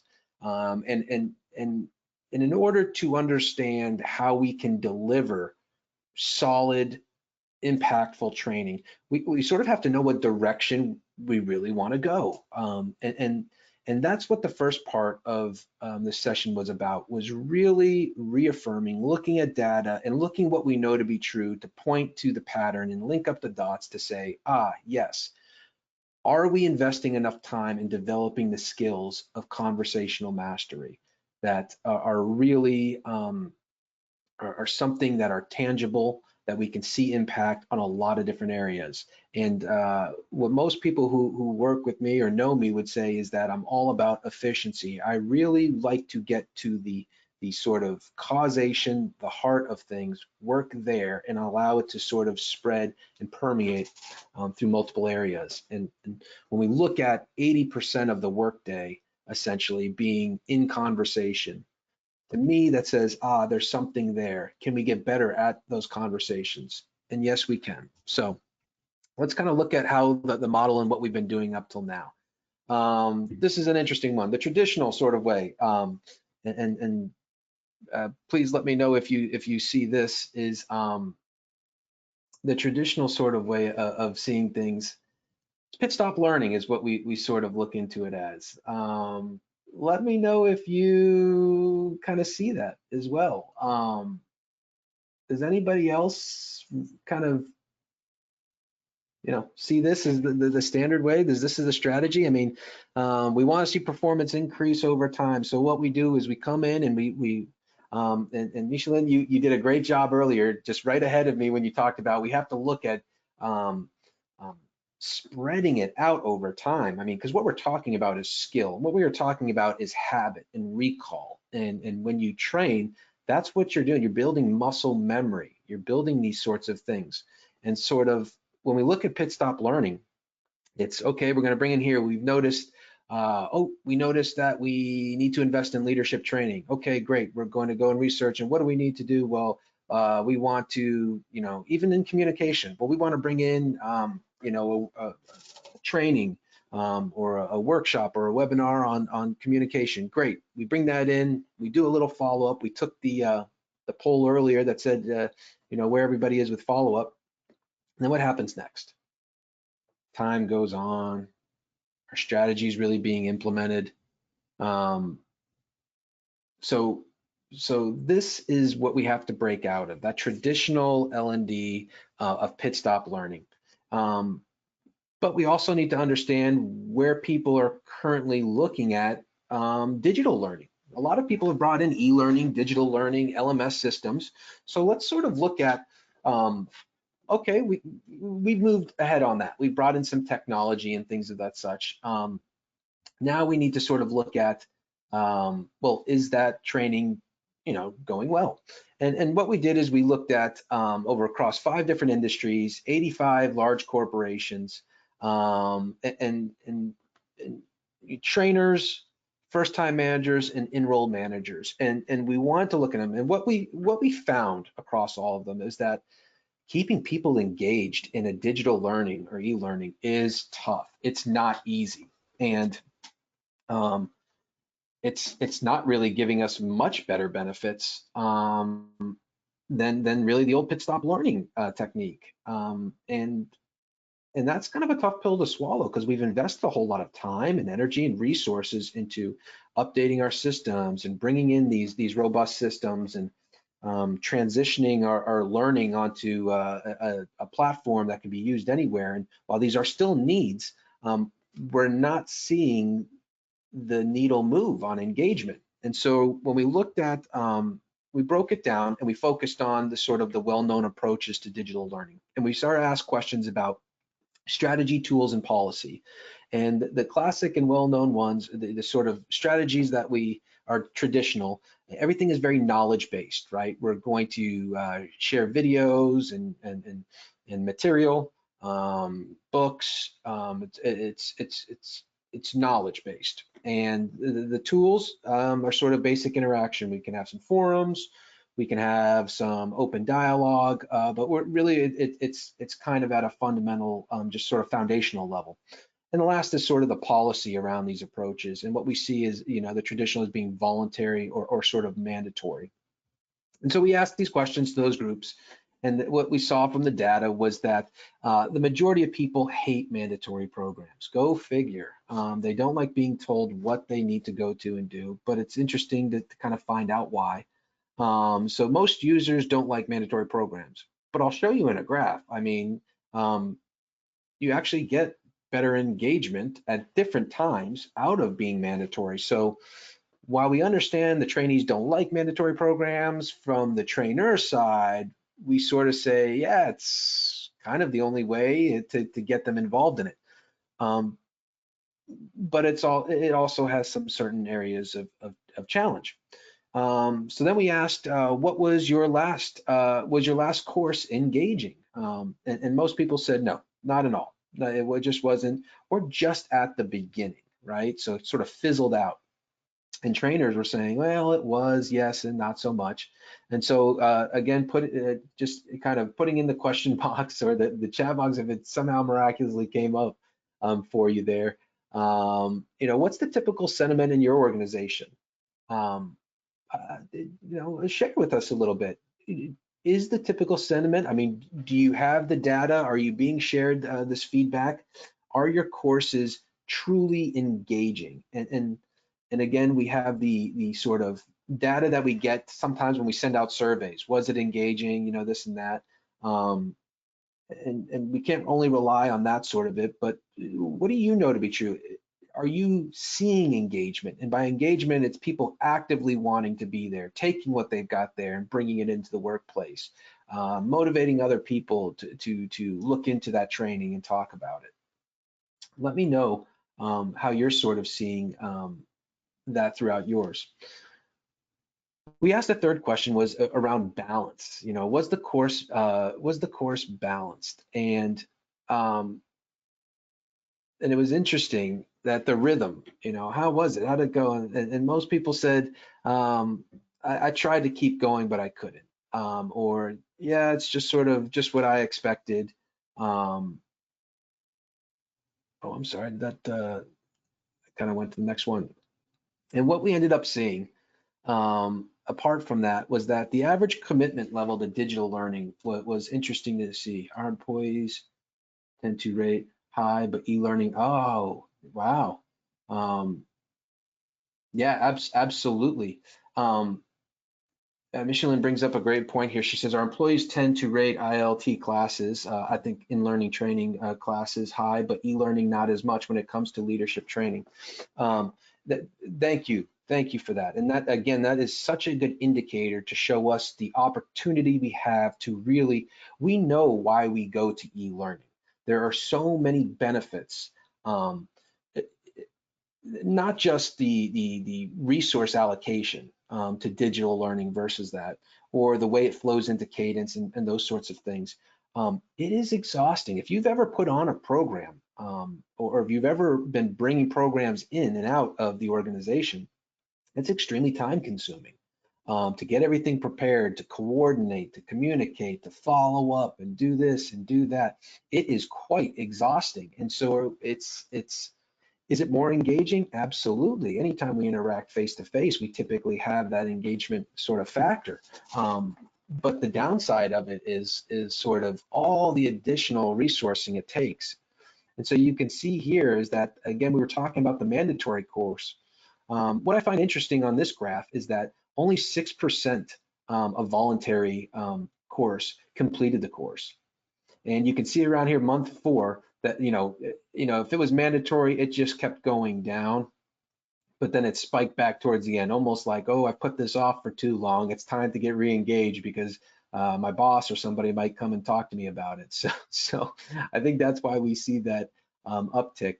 But how many of you have heard this? The number one excuse to skip a course is, I am too busy. I'm too busy. And please share with me as we continue here, what other excuses have you been hearing about the reason why that there's no commitment to that e-learning or no commitment to that digital learning? I'm too busy is an interesting one. Some will tell you that answer is really saying it's not a priority to me. It's not a matter of busy. If it was important, if it was a priority, we would find the time, and we're pretty creative. Yes, too busy. Too busy is the busy excuse. Yes, yeah, digital equals. Barbara, everybody saying yes, busy. That is what I hear. That is what I hear. Good. So we're seeing the same data. And then Barbara said digital equals sterile. Yes, it's just it's static. It's isolated. But there are some benefits here to that. The I'm too busy is interesting, but it's an indicator. Again, these are indicators that as we step back and we say, I am hearing this all the time, I am too busy. And a lot of times what we just say, well, we've got to change that around, right? We've got to reaffirm the reason why, or we've got to somehow convince that they're not busy and that they're not too busy, or convince them of this being a higher priority. We just talked about that. But what if it's just the model is just not done right? The e-learning is not set up for real engagement. And that's where we're going to get to. And I can show you here. Old-fashioned learning based on our study, knowledge-based e-learning. That's where we're sort of pushing out material. Read this, go to this video, read this book. It's just learning, learning, learning, right? Very knowledge-based. We see that the engagement level on that, it just takes it down. However, adding something like digital role play, and we'll talk a little bit more about role play, doesn't really give us that much more either. So we sort of looked at it and said, okay, it's not an either or. It's not we have to use knowledge-based or we have to do digital role play and get them engaged. What we found is that when you blend these two strategies together, look at that engagement level that you see. A blended strategy with digital role play ends up with a significant multiplier. And that data showed us exactly what the sort of causation, the sort of where everything lies at. And the problem is that our offer does not match the demand. We have not internalized what the trainee really needs, what they are for. The traditional offer is extremely knowledge-based, not enough experience-based. This is where we created the digital gym, somewhere to actively train. If the current model, gives a lot of knowledge, and knowledge is good. We want to prepare people how learning styles or modalities or behavioral styles, help them understand and learn these different ones from a knowledge standpoint. But they have to put it into practice, and they have to be able to get repetitions. When we talk training and experience and building habits, we can't do the pit stop. We'll do it once here, we'll wait 3 months, do it another time. That's not going to build any sort of real confidence or cadence for the skill. So we have to switch the triangle up. We have to and get to more experience. And this is where technology and digital role play can come in. And I briefly talk about this. Everybody, I think most of you who have spent some time in it have seen this, that we know that they remember more. They only retain about 10%. That's where, I want you to be writing down some of these things. And if you can retain any 10% of this, workshop today, it's that training in conversation mastery is essential to next generation leadership. We have to find ways to train in conversations. And I know we have enough conversations going on during a day, but we really shouldn't be training in what can oftentimes, and I'll talk about, is really in sports we call game time. I mean, the everyday workplace is not really the best place for trying on new strategies and things, right? We should really be creating an environment to train outside of it. And we know that learning outcomes are when people are analyzing, defining, and evaluating. And so we have to sort of change this model, flip this graph. We have to rethink metrics. We have to rethink how we do things in a completely different way. And in the end, it is all about conversations. Here's a typical traditional program for first-time managers, day 1, 2, and 3. And the introduction, the check-in, how to be this, how to do that, how to manage your employees, how to hire. And then at the way end here, we focus on how to get your point across. How to get your point across the art. So we spend this much time really talking about how to actually go and really take all that knowledge and put it into experience. So technology is a great ingredient. So we want to think about digital role play. So if you have some experience in role play in general, I would love to hear a little bit about as we go through here. But I'm going to take you through on these next slides and talk about digital role play as really being the catalyst for your gym, your opportunity to train, and why role play, especially digital role play, is probably going to be your most effective use of time. And really give you the impact in a curriculum. So what we see is the 3 sort of limitations of role play typically are that it's hard to scale. We can't really measure objectively. And you can't really train people in a safe environment. Most people today do role play where they have these scenarios. Scaling it throughout the organization, it takes a while. When you bring it into a group, you can kind of say, okay, we're going to do a little role play activity back and forth here. A lot of times in my experience, those ones, people are trying to figure out, well, Well, that doesn't really say this much detail, and this doesn't go into that. And so they're talking around the role play experience, but they're not engaged in it. And of course, how do you measure something? You gotta measure what matters. You gotta be able to show people their real growth. And of course, role play has to be a safe environment as well. But I don't want you to think that technology is going to solve all your problems. And that's why we're here today, is really we want to change the way we think about content and the way we think about methodology, the method in which we deliver conversational training to our groups. And content is, we have to be diverse in our situations. We talked about what are the different conversations you can have, having different sort of characters. Digital role plays allows you to have players from different backgrounds, different vocabulary, different parts of the organization. You want to have very clear objectives. Here's what I need you to complete in this time. You're looking to get somebody's approval of this, to get on board with the new initiative, and to agree on the next steps. These are objectives that come into these conversations. Now, their methods are, we talked a little bit about preparation. How often do you prepare for your conversations? The leaders I speak with, things are going so rapidly, they get to a conversation and they forget sometimes what the conversation's about, why they're meeting with somebody, or even taking the time to do a quick profile check to say, what is this person's behavioral style? I mean, how should I approach this person in this conversation? I mean, you can have the same objective with way different styles of behaviors, and your approach has to be different. And I can tell you, again, we talk about opportunities for leaders. Conversations are where you get to really showcase yourself as a leader. You can do way more impact in a conversation with having people look at you as a leader than when they're not. You can show them a lot of the characteristics and traits of good leadership. You can impress them upon them for when they become leaders. But if you're not prepared, that leadership conversation goes right down very quickly, and it's something that they know. And we talked about it. My manager isn't really too good at conversation in this way, so we have to prepare. And then you can see some other metrics right here.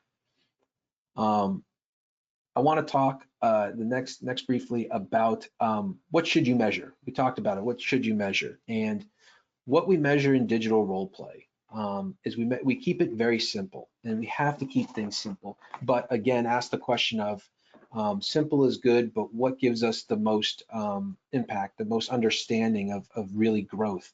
And we look at two. We look at being good in a conversation means that you have confidence, you've been there before, you know what to expect. I have delegated a task before. I know the sort of pushback I might get from this particular sort of behavior style, or this person who's coming with this level of anxiety. So confidence is your ability to recognize things that you've seen before and act right there and in it.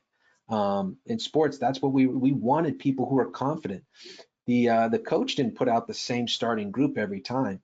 What he looked for during training was who's playing with confidence, who's playing like they are seeing things ahead of speed.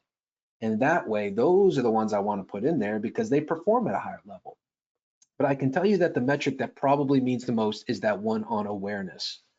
Okay, and we're going to talk about this. Here's what we see, a case study with a bank, over 250 people. What we see is when we consistently, over time, do 6 months of digital role play training, we see significant gains in confidence and self-awareness. And we see real measurable growth. And when the trainee sees that, they understand it, they get it, it builds into them, they want to do it more, and they're seeing the impact in real time. I always speak with organizations, and nobody wants results quicker than I do as well. I love seeing the impact of coaching and training programs and the results they have in the organization. But if we don't really allow those things to take place, and we're not focused on the right things, then we'll never see that impact. So, and most people I think on this session here are aware of the value of self-awareness, but let me again bring some data points and really get to the heart of it, and why why we should be measuring self-awareness as an important indicator of growth, especially in conversations. And unfortunately, too many leaders do score low in self-awareness.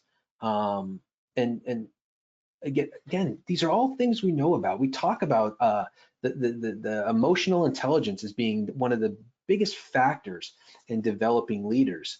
Do we do enough work in emotional intelligence?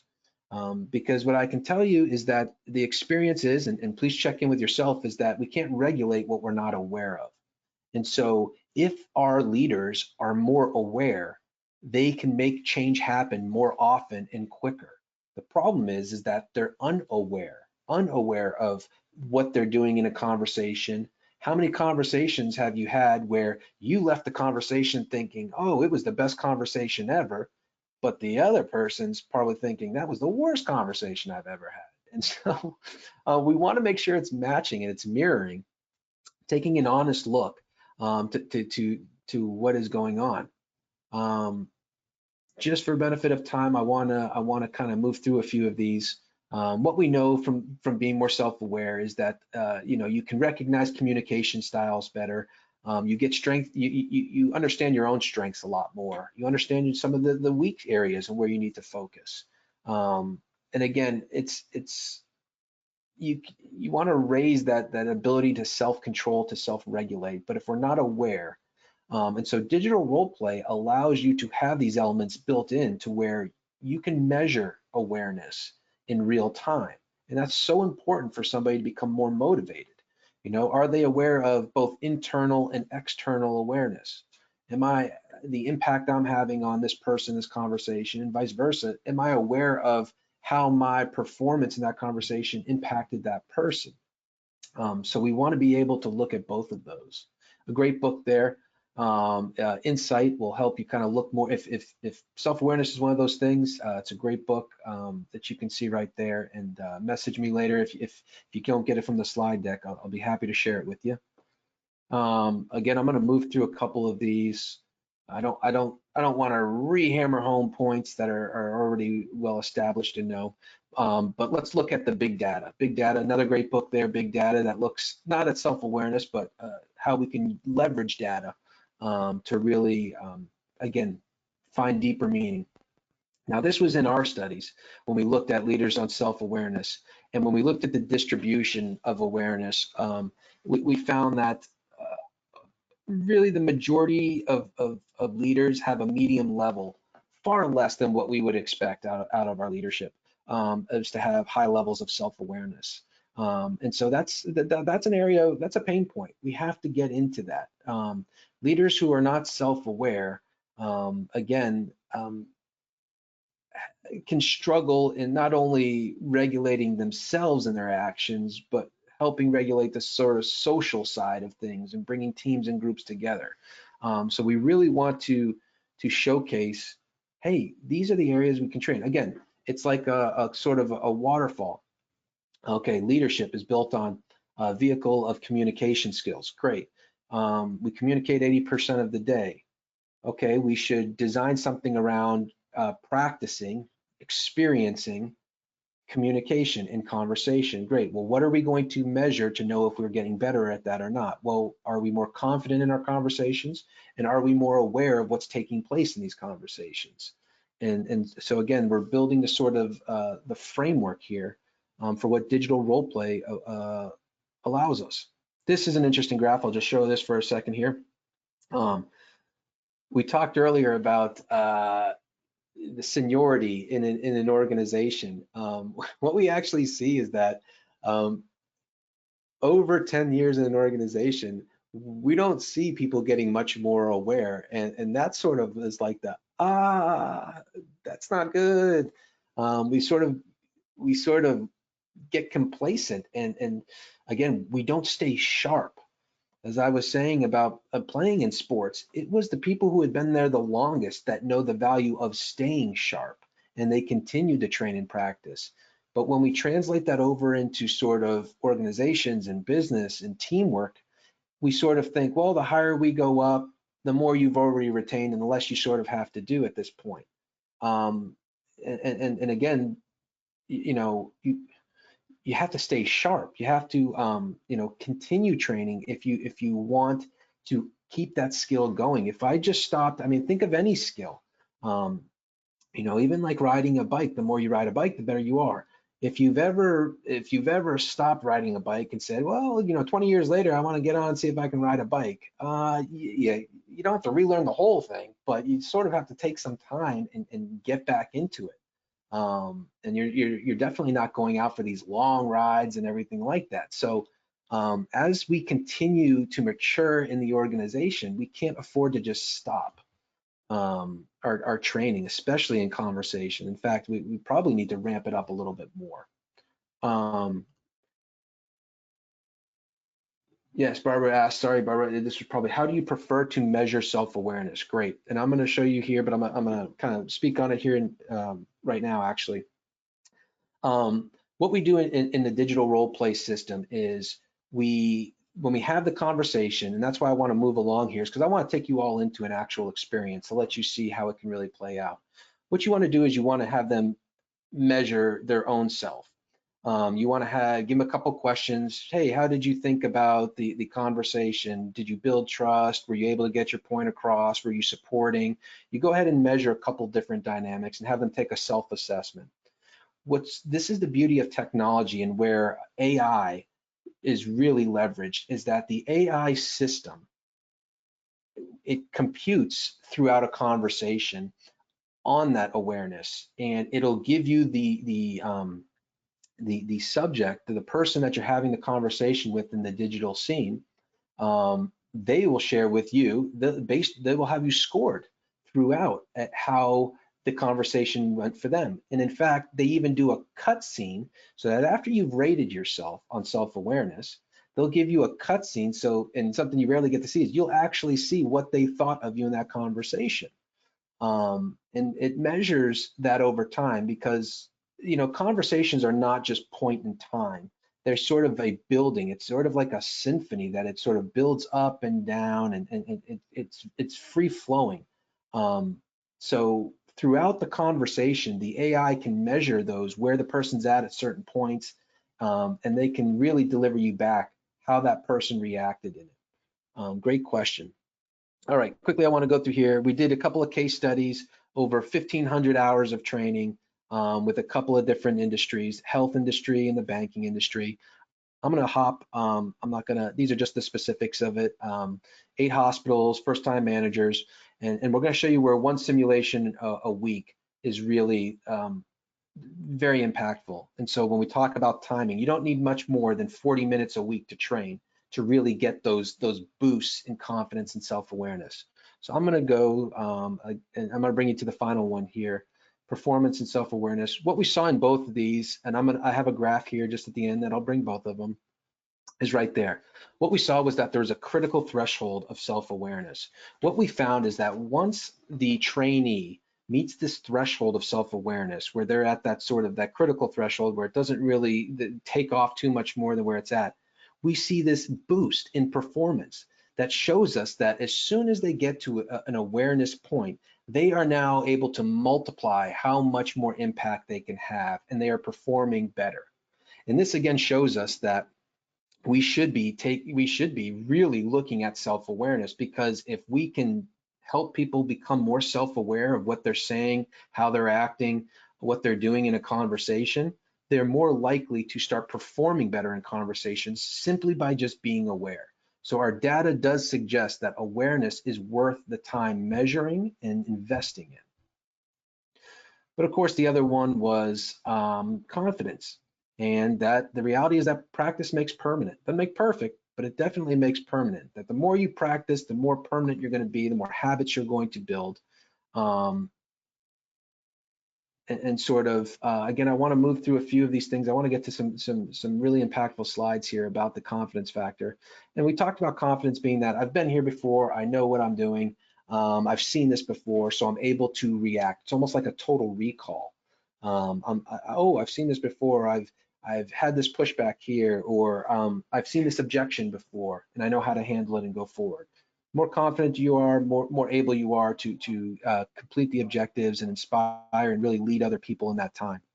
So in the chat box, as I go through the next couple of slides, and Barbara talked about the feedback. Sorry, I just caught it. Do you measure only through the system or through feedback from other team members?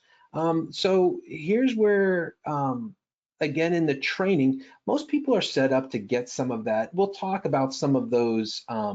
You still do want to measure. One of my last slides talks about sort of organizational metrics that you should be tracking within your organization if you haven't already. The system can definitely measure to help the upskill, the training of it. But yeah, you're going to want to see the impact in real time. But the impact of that self-awareness from team members will show up in some other ways. And I want to talk about that.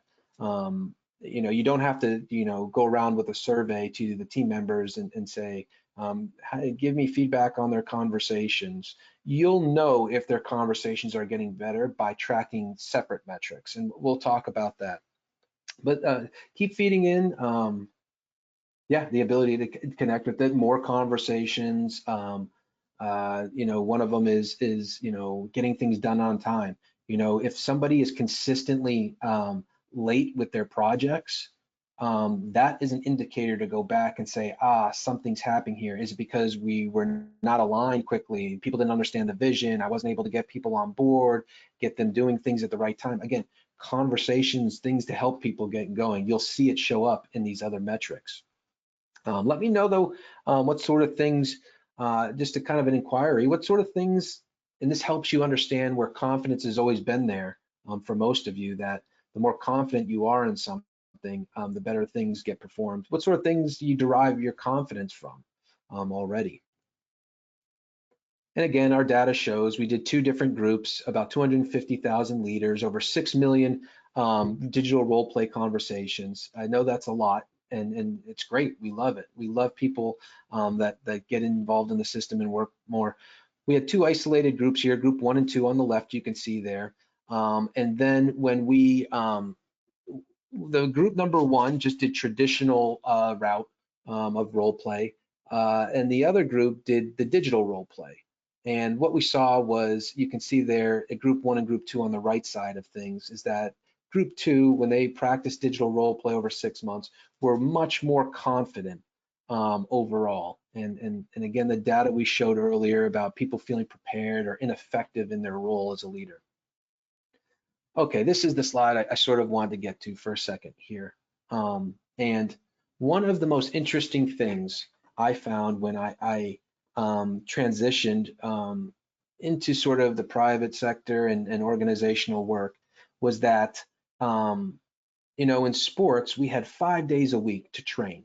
We have 5 days a week to learn new strategies, to try on new things, to fail with feeling consequences but no real impact, to observe other people doing it.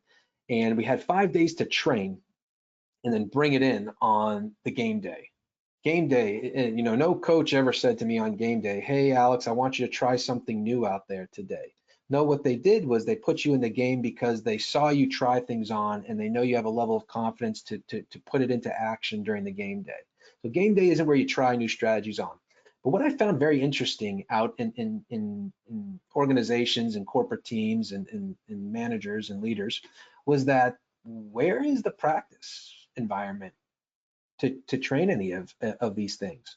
I would give workshops and I'd give training and they would retain a little bit, but most of the people came back to me and I said, well, did you try on those strategies? Some people would, but then they wouldn't keep trying them. They try them and then they don't. So the skill never took hold. And then I began to realize that's a lot, that puts a lot of professional equity on the line to ask somebody to say, I know you just learned this new strategy from me. I'd like you to go out into your workday today and I'd like you to go and try those things on. And they sort of look back and they say, you want me to do what?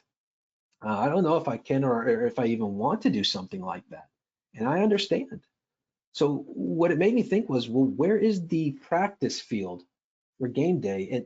And chances are there's not a lot of opportunity during the work week. Everything is game day, 8 to 5 when they're showing up there. This is where they have to do it.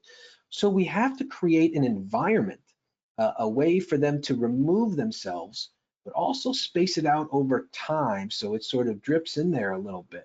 So the digital role play created that safe environment for them to practice their skill training, to do it in little bit sizes, but create the environment to say, here, you can try on things and make mistakes. You can try on things and look and see the consequences, but not worry about the impact it's having on it.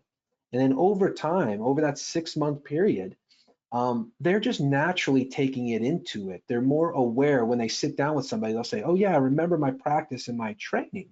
I may want to prepare for this meeting," and they'll do it 1 and 2 more times. But it's because they have the opportunity to practice in a safe environment. And so, let me know if that's a great point. I want to ask in the questions is, how do you, and that's a poll we've got here. Let me quickly put that poll up because that'll be easy enough. What strategy do you use to currently implement trainee practice?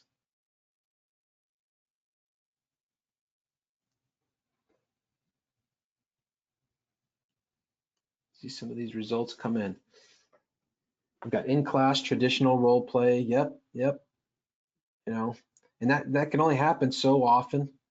I brought up this graph here to show you sort of, the metrics are tough, cost is high, very low play safe. A lot of people don't like, a lot of people don't typically like to give it their all in those enroll classes, fear of being judged, fear of not getting something right. So the traditional role play doesn't go there, but you can see the progression of when we bring in digital role play is that we really get some great multipliers. All right, I'm gonna close this poll and share the results with everybody. So pretty much everybody is, we train conversations by going in classroom role. Okay, so there's opportunity here to kind of expand and see some things. Let's see, let's keep going. Where are we at now? I want to watch the time here. We're sort of getting to a good area. Let me keep going here. Let me get to some. And this just reviews it. Again, focus on self-awareness, confidence skills. There we go, automation. So the reason why I would suggest if you're seeing that conversation needs to have some upskill and you're wanting to train it, digital role play will allow you to automate things. We talked about how busy monitoring these practice-based, and it takes time consuming. It's a lot of individualization and recommended, but it's the reporting side of it is really interesting as well. To be able to report on, how well people are doing in the conversations, what they really gain from it, that's also very time consuming. All right, I really want to make sure you guys have time to experience some of this. I want to briefly go through some 4 best practices of digital role play here, or really of training. And again, this comes from our 3 case studies with 3 different companies: an insurance company, a tech company, and a retail company. And we worked in leadership development. And sort of, I'm trying to get this screen up here. Here we go. So we had 3 companies across there that we did this case study with. And what we did is we tried these different practices over different rounds. So the first round with the first company, we brought in the best practice 1. We modified, everything was a 6-month training induction. Then we brought in best practice 1, 2, 1, 2, and 3, and then 1, 2, 3, and 4. And I want to show you how each practice was important, but the integration of all of them is what lent itself to really the highest levels of engagement we've seen in training. Okay, so the first is that we had to make it more interactive. Hence, we brought in the digital role play scenarios. We brought in characters. And what we did is 2 hours a month. So essentially that's 1 simulation every week. And so you ask somebody, hey, could you do 1 simulation? Could you spend 40 minutes training a week? Well, that's a little bit more manageable. And I think most people say, yeah. Oh, and you can do it on any device. It's on demand. Yes. Oh, great. So we did that for 6 months. Here's the impact on engagement we saw was that you've got your benchmark there, and that's sort of the typical engagement level that we've seen before. When we introduced that interactive piece, we saw initially great engagement, but it sort of fizzled out. So we said, okay, we know that there's something there, but we've got to look at the next best practice. So what we did see, again, was that when people can play and practice things interactively, learn by doing, the experience side of things, we got higher voluntary engagement, but long-term really wasn't there. So our next best practice was benchmarking. We brought in metrics, confidence, and self-awareness. Now we introduced this idea of the acronym FOMO, fear of missing out. We brought in something that they could measure against others or even themselves over a period of time, and sort of, and I asked, how do you measure your training right now? How do you measure? Is it a survey? Is it one-on-one discussions? Is it anonymous surveys? Is it polling? How do you, please let me know in the comments here, how do you measure, what do you measure in your current training? But what we saw when we introduced the same pace to the same group, we took the engagement and then we added in a couple of metrics. Well, now we saw something. We saw more sustained engagement over time, still kind of trending downwards, but what we absolutely saw was that there was more engagement happening. So this gave us rise to say, great, add that in. Let's go to next group, and we're going to add in the next best practice.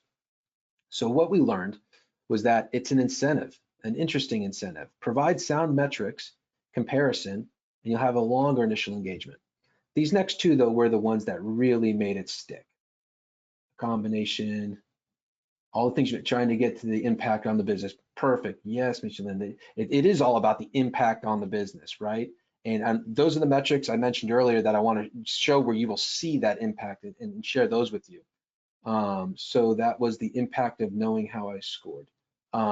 Yes. The best practice 3, personalized scheduling. Personalized scheduling. This is not just a reminder, but a scheduler. We know if it's in the calendar, it gets done. So these are good habits. These are habits that everybody uses and are so good. Now we can integrate them into our sort of digital role play. And when we integrate that, it gets in there. It's an invitation. It's a real person saying, hey, can I schedule a feedback with you? When are you available? They schedule it, they get a reminder, and they do it. And so we introduced scheduling as a way to really get them more engaged. We know their calendar is important to them, so we wanted to meet them there with it. And I'll ask you the same as, what do you measure? How do you remind people? Is it an email? Is it sort of, you send out a mass calendar invite? How do you remind people of the training they have?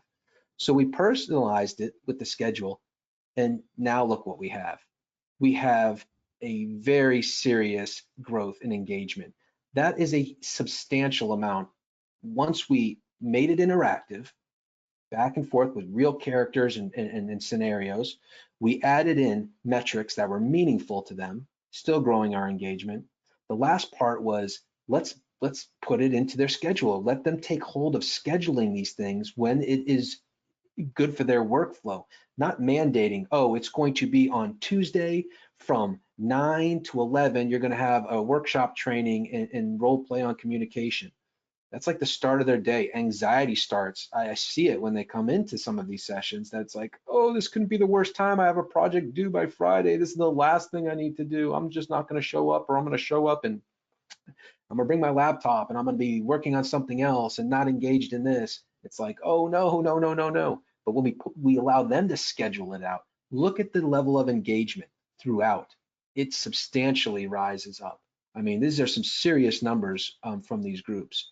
But alone, towards the end, it still wasn't going. So our last one was an adaptive pace. And this sort of adaptive pace allows the system, this is where the AI comes in, and it recognizes the system user. It recognizes the cadence. It recognizes the pace at which this person wants to go. So again, it helps integrate, individualize the training, which we see with next generation leaders. They do not want cookie cutter training that they've either done before, or that the person next to them or the role over there is getting the same training, because their world is extremely different. They see it different, they interact with it different. And so we have to be adaptive and individualized in some sort of way. And that's where we can lean on technology and AI to help us create that adaptive sort of learning technology. So we're letting the technology essentially work for us. And this is the last graph with those four elements. You see the uptick here, where it doesn't just trend down. When it's adaptive, you get, not only is it going down, but then it sort of recognizes, hey, training is leveling off. It gets them back engaged. The system works for us. Not a person leading a training program going over the desk, hey, I really need you to be at the next training, or hey, come on, I know you can push some priorities around. Let the system work for us. And that's the power of technology. Okay. Now we've got about 40 minutes left here. I do want to take you into this system. And I know this is a lot of information. The blueprint is important. I want to share with you sort of how this looks in reality and then take you into it. Again, those four best practices we talked about, practice by doing, more experience. We've got to get metrics in there. We've got to leverage habits. What is it they do? They love to schedule things. If it's in the calendar, it's there. Great, we leverage that. And then we have to be adaptive. We have to work and be able to flex with our people. And so the strategies is that digital is not the problem. Our strategies of using digital and technology has to change and has to shift. We need a mix of both of them. Okay. Some reflections, please put them in there as we're going on. You know, what stood out to you in that last little segment? Is there any one of those that is that you're recognizing as, hey, that's the opportunity? We do 2 or 3 of these, but I don't know if we do that 4th one, or that's an interesting way to get people engaged. I'd love to hear it, but I'm gonna go through the blueprint here. Telling isn't training, you know it, Ryan. That's right. Telling isn't training. Telling is not training. Absolutely. We got to learn by doing things, and it's about repetition. That's why we call it a digital gym. If you're looking to train for a marathon, or you're looking to lose weight, or you're looking to you know, increase muscle, you know, in some area, if you go to the gym once every other week, I mean, or you go read a book on what it's like to go into a gym, it's not going to happen. We know this to be true. And now we finally have the technology that comes up behind us and really allows us to say, ah, it's a digital gym. It works within my schedule. If someone told me, hey, Alex, you got to go to the gym every day from 9 to 10, it's like, whoa, I got to get to work. But what you end up doing is you go to the gym when it works for you. The adaptive pace is something excellent, Michelin. I know people will really enjoy it when the system works for them. Then that whole I'm too busy, it's amazing to watch. You never hear that excuse again. You never hear the excuse, because one, they're scheduling their own training. They're scheduling their own conversational training and when they're going to the gym. And then the gym is moving around them. It's understanding them, and it's getting to know them and work with them. So the I'm too busy excuse sort of goes. The biggest excuse we have to training is now out of the window and out of the sort of scope, because we're leveraging you know, AI and how we can really integrate it. So let's talk about designing one. I want to get down to this. Everybody's probably saying, okay, well, how can I design the curriculum? What's the model we can go for and structure it? And you can do this with any of your programs. There's some great ways of modeling. You can take any of your content, any of your competency training that you're doing, and weave it into this sort of model and blueprint. But please plan and design for millennials in mind, because they are coming. They need actionable stuff, measured effort, outcomes, and technology driven. So, you know, there is something to be said that our next generation leaders, I mean, this is how they prefer to learn. All right, let's get right into the blueprint here. I think I'm moving at a good pace. I appreciate everybody staying with me and staying engaged. Keep the conversation coming through. Okay, so we've got to flip the model. We've got to flip the model, and we call it chunking. And Michelin, you brought it up earlier about we've got to space it out over time. So we can't come with this pit stop learning. We have to say, how can we, you know, do a little bit over a 6-month period? And I know 6 months is like, well, we need to see real impact. the pit stop learning traditional way of doing it, we don't see impact. And it's because we're not giving time for habits to form and real change to happen. We might see impact this week, but then do we see it the next week and the week after? Our data shows us that somebody can come out of a workshop and training and produce the next week, but to sustain that level of engagement and output is very tough to do unless they build the habit and the skill of doing it. So we have to chunk it out. What we know is that less than an hour, about 40 minutes a week, is a really good sweet spot to start. Okay, about 40 minutes a week. And I want to help show you how we divide that sort of time up throughout the week. We want to create this sort of gym-like experience. So the conversational mastery, we have to, again, the majority of the time has got to be in practice, but we also want to engage them, talk about why this method is important, send them information on it. We want to share, data about it. We want to share improvement points, look at, when you put a whole bunch of people together into a digital role play boot camp, you can show aggregate information. You can say, look, here's how much time we've spent in here. Here's the average level of confidence. Without calling out one or two people, you sort of look at it as a whole, as a group, and then support them. So here's what we know. 40 minutes a week for 6 months. Look at what that equals. That equals about 2.5 days in class. So again, the old method is, let's send you to a 1, 2, 3 day training course where we know you're going to retain 10% of information.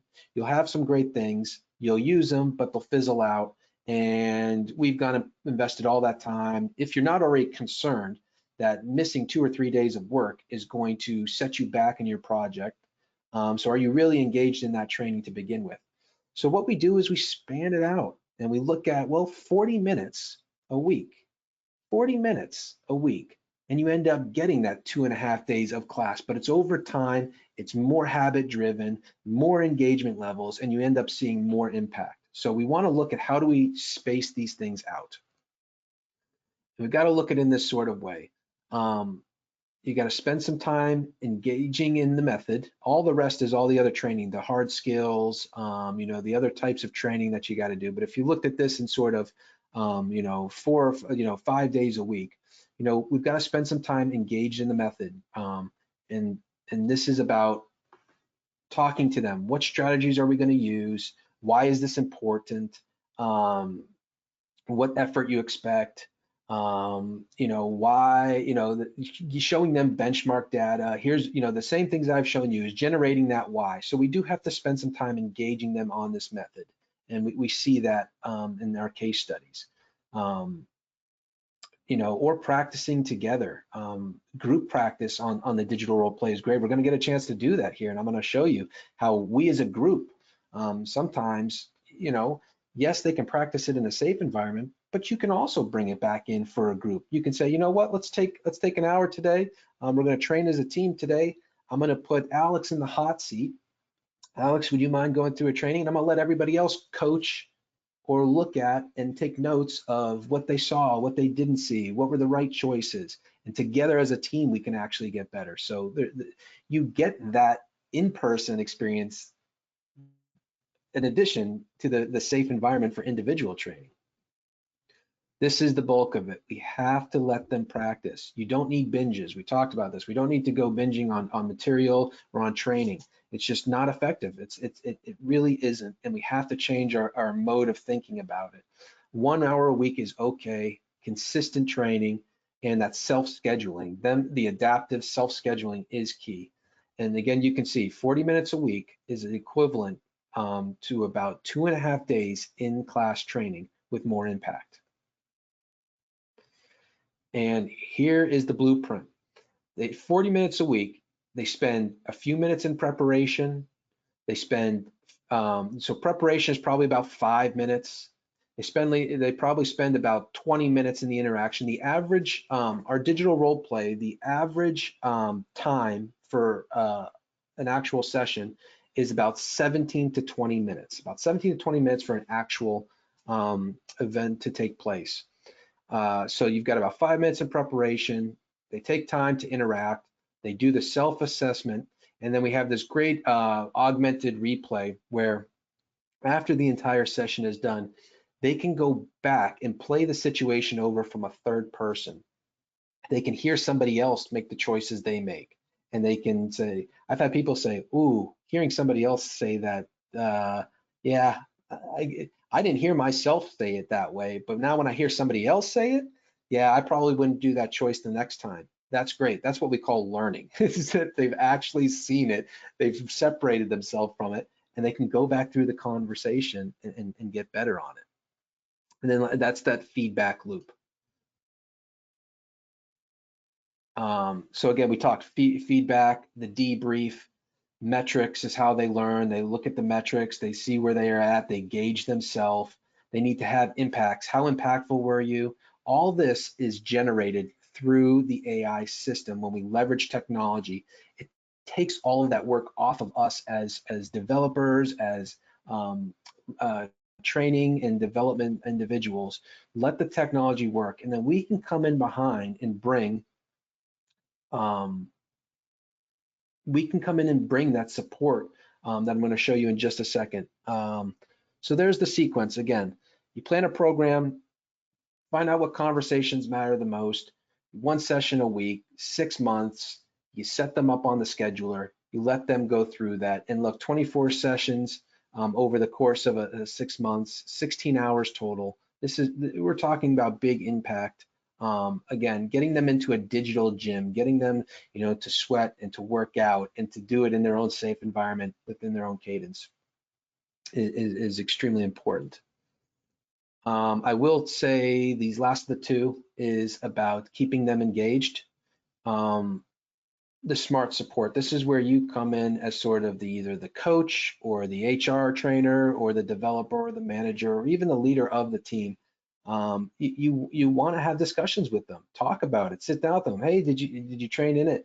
Yeah, can we look into it? The system allows you to act as a supervisor, so you can see the metrics. You can see where people are growing in real time. You don't have to wait and say, okay, we're going to do a bunch of surveys, crunch the numbers, and a lot of programs are, well, we trained, you have to wait a month or two to do a survey because you have to let the training take hold. Then we'll get those surveys and we'll deliver them back to you. Well, it's almost next year by the time you get your analytics for your training. And you're trying to do more training and do more. And it's like, well, how did the last one go? Oh, I'll have that information for you in 3 months.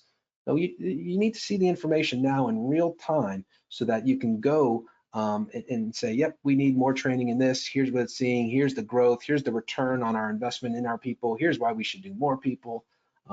So the smart support allows you to get into their calendar, see how it's adapting, keep testing them, talk with them about it, share with them the aggregate stuff as well. And that's a question I'd put to you. So please engage back with me. Let me know what can you do to sell them the value of your training? What is it you do? How do you influence them to say, no, I really need you to try this, or this will be great for you? How do you influence that? How do you get to sell them the value of it? Oh, this is great. We know about the power of questions, and the automated system does it. It generates questions. It amplifies things. It talks peer-to-peer leadership, which we talked about is so important. That you know, you'll have trainees get together and say, oh yeah, I did a conversation with Yumi, or I did a conversation with Rob. That was difficult. How did you do? Oh, I did really well. Why'd you do so well? Well, I think it was because of this. Peer-to-peer, peer-to-peer. So the system, again, that gamification allows them to go peer-to-peer leadership. I just talked about that as well. We've got all the sort of, and lastly, it was metrics. But before we go to we're right here, sort of at the end. I know Barbara had asked, and let me see, our company's purpose is to make people better than they've ever believed possible. I call on that. Yes, absolutely. That's so inspiring. Yeah, to make them better than they've ever believed possible. I say it too, make them a 2.0 version. Every day, I want you better than you came in here. We want you at your best possible. And that's right. You get to back up that purpose with real effort and showing them, like, this is how we help you get to your best self in this organization. And a couple people had asked, what are the metrics? here are some ones that help you recognize when you've got a leadership sort of issue taking place, or how you can see when leadership actually is doing well. You've got engagement scores. So when the person's engagement is different than the engagement that they're seeing from their group, it's falling short, you've got to look into it. Low team promotions. If your leader is not getting people into other positions, or not promoted into the next level, or even promoted to take on new projects, this is a sign of the leader not really performing well in those types of areas. We know absenteeism is one. People don't show up to work. It's typically because something is usually rubbing them the wrong way. High performer turnover. Are you losing your talented people? That's one you really got to look out for. The one I like the kind of the most here is poor resource stewardship. Are they stewards of not just financial resources, but of people resources? Are they using people to their best abilities? Are they giving the right projects to the right people? Are the productivity numbers good? Are they wasting time and money and effort? Those are indicators as well, along with the last one, that they overrun projects. All of this shows that there is probably, and those I would say are good numbers for you to be tracking within your company, setting up systems to track those. And the last thing I'll say is that last tip, diary, promote a diary, promote a way for them to encourage how they can transfer it into real life. Write things down. Who did you speak with in the digital role play, and why did you choose that conversation? How did it go? And also reflect on conversations that they have in every day. Take 5 minutes out of your day. Step back. What conversation stood out to you today? You had a lot of them. Which one? Why did it? How did it go? How could it have gone better? A diary is going to be one of those crucial tips. Okay, I do kind of run through. There was a lot of information there, but nothing is like getting our hands on it. I usually do a learning carousel activity. So what I will ask is that if everybody could list or share out one thing they took, one insight they took. I do this a lot with other groups I do, where we go around and I say, share with me one thing you learned today. Now you want to be the first one in here with some insight, because if I see somebody who puts in third and they put the same thing as the first person, you're going to have to come back and give me two things. And this is how I don't expect you to have seen everything, heard everything. But if everybody adds in, someone could say, oh yeah, that was a good point. I do want to write that down. I almost forgot. So if everybody could share in the box, whether it's the question box or the chat box, what's the one thing that stood out to you throughout our time together today? And what I want to do now is I really want to take you into the system. Let's see if we can do a little bit of this. Let's train together for a second. I'm going to end the show there. Let's see what we got coming in. Barbara's first in. A safe place to practice, limit career risk. You know it. And when we talk about diversity and inclusion training, oh my, we want to do diversity and inclusion training in the area where we have issues with diversity and inclusion issues. Training people on handling diverse conversation, it should be done in a very safe environment. And that is one of the new, let me make sure I'm sharing my the right screen here. Let me share, I don't know if, are you able to, oh, let me sort of move this one over here. We have our new section of diversity training in digital role play, and it is amazing to see how safe of an environment it is, truly. What else do we have here? Questions quickly. Yes, Micheline, the small chunking of information, great. That was a big one for sure. Let's see on the chat, anybody got in there? Okay, so let me kind of take in here. What my intention is to do is that everybody that was in joining here today, I'm going to set you up in this and let you, I briefly want to take you in to just show you a little bit of it, but because we don't have much time and I do want to give some time to sort of debrief and kind of come down from everything here and wrap everything up. But the sort of last thing I want to take you into and let you know is that I will be setting you up so you can actually experience what digital role play looks like and feels like. So everybody will get access 30 days play around. I'm going to give you the conversations, the diversity conversations, the leadership ones, let you kind of look and play around.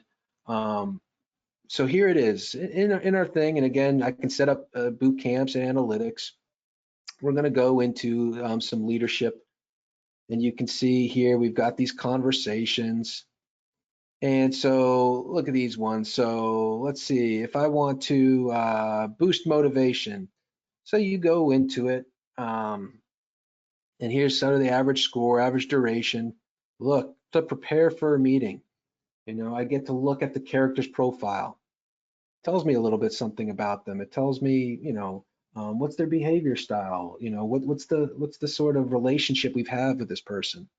The context. Why are we having this meeting today? So I understand we launched a big project, strategic importance to the future. She's having doubts about the project and asked for a meeting to talk about me. So I've got to boost her motivation. Again, objectives. How, I write these down. I want to make sure I bring out her main concerns, support her, and revamp the engagement. That's fantastic. And then you've got negotiation styles. But what I want to do, I don't know if we have enough time to actually go in one, let you all experience one. I want to show you some of the data side of it. So if we go into the analytics, this is where we get to see it. Let's see, I want to go myself. Let's go on, what was that conversation? Was the boost motivation. I think I've done a conversation with her there, and we'll go to that. So you can see here, I am seeing in real time after that one conversation, I'm able to see that, self-awareness, I may have felt like the conversation went sort of the way it was, but we really didn't align on it. So there's an opportunity for me. Not only that, I have some confidence in boosting people's motivation, but a lot more. Okay, I really didn't get across what I needed to objectives. But here's where the real extra training gets to come in. This is the cool part.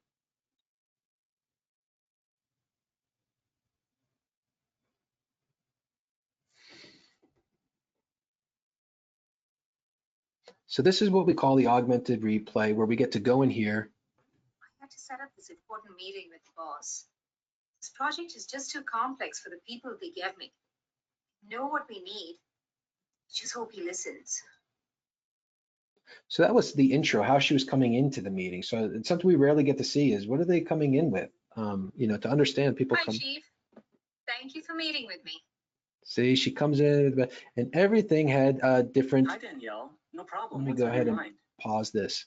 So, and now I'm getting to hear somebody who's saying the choices that I got to make. And so I get to hear somebody else's voice say it. Down here, you get to see it. I can go to any part of the conversation. The yellow or the orange is where it really didn't go that well. Let's go to conversation 7, and it says, my approach during this was a little too hasty. I get to review body language. How often do we get to train people in recognizing body language in a conversation? Could be one of the most impactful things ever. We say a lot more with our body than we do sometimes with our mouth. How could you improve here? Here are the other choices I get to see in real time.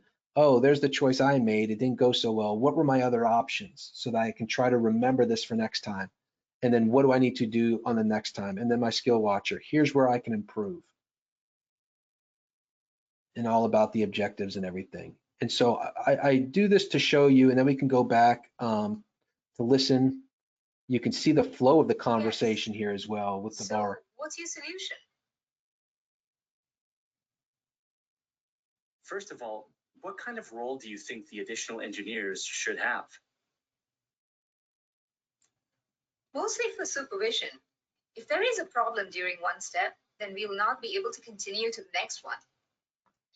So as we sort of wrap up here, I really wanted to take you into one, sit in the driver's seat, let you all sort of watch me play in one of those scenarios, and then you can become the coach in this. I do this a lot of times where I'll sit there and I'll go back through with them and I'll say, oh, that was an interesting choice you made. What wrong that way? Do you recall the body language? Do you recall? Sometimes what they'll say is, I knew the choice where I used their name to start the sentence was a little bit too direct for that person. instead of asking an open-ended question at this point in the conversation. And so again, it's to show you the power of digital role play, how when we set up the right metrics, when we set up the right systems in play, and we practice and we stretch it out over time, that we really don't have to do things the same way we've always been doing them. In fact, we can really take it up a level in how we introduce conversational leadership and training. So again, our D&I, I'll make sure everybody gets set up. That is a really good one. Diversity and inclusion, these are tough conversations.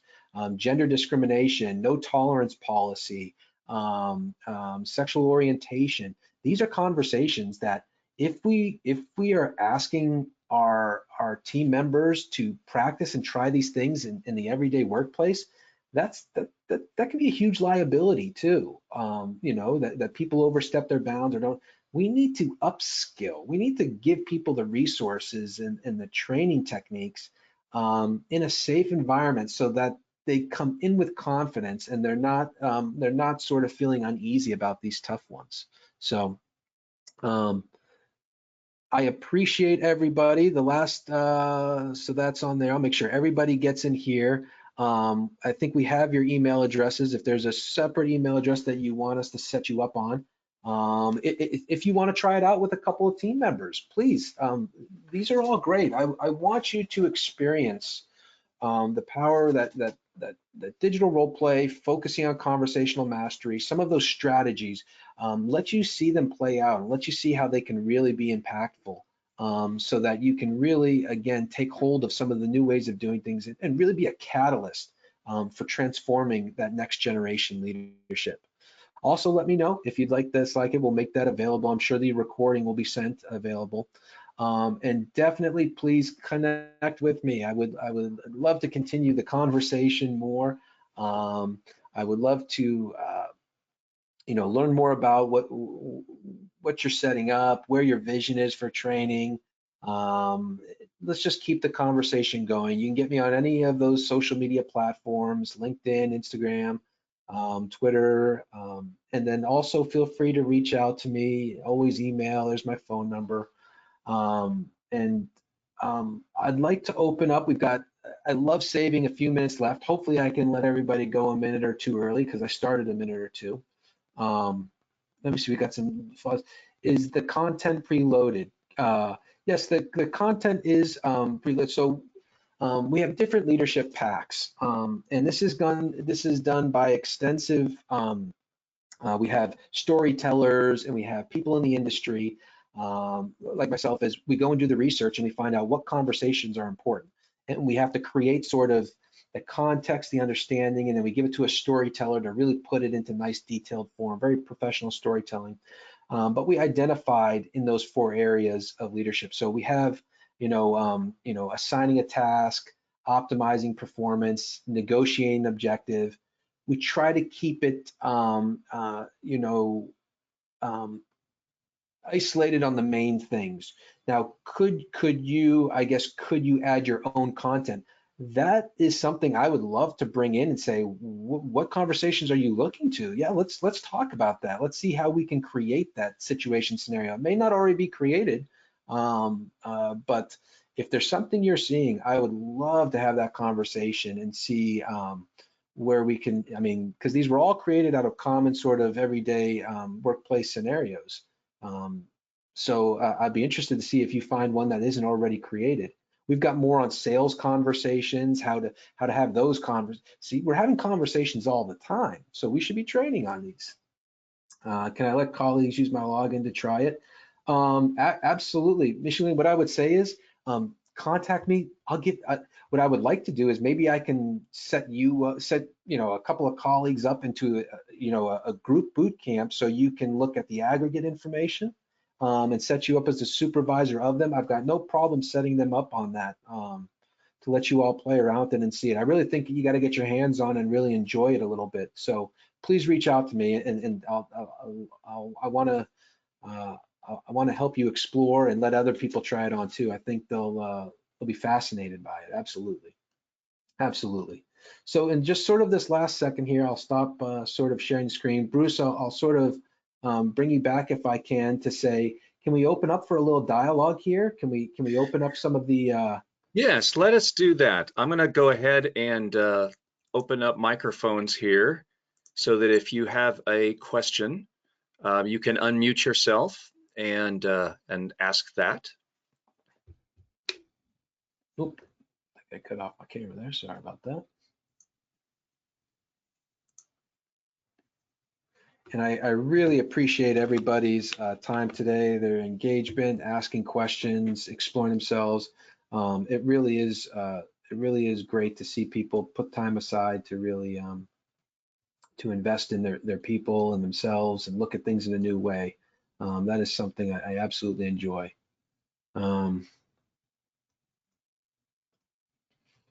Any questions top of the mind? Any interesting points anybody wants to make? I'd be fascinated to hear it. Trying to bring up where I can see some screens here, but I don't think I can. There I go. I can see some things. Hey, Alex, it's Brian. I just Hey, want Brian. to say thank you very much for this. I don't have any questions. I myself have been in Skill Gym and seen it in action, and definitely can vouch for it, saying that it's worth definitely the test drive, and getting colleagues involved would be a good idea. Thank you, Brian. I appreciate it. You guys are great. I mean, everything to set this up, the preparation we had leading up to this, even knowing you guys had a big conference, I appreciate tremendously.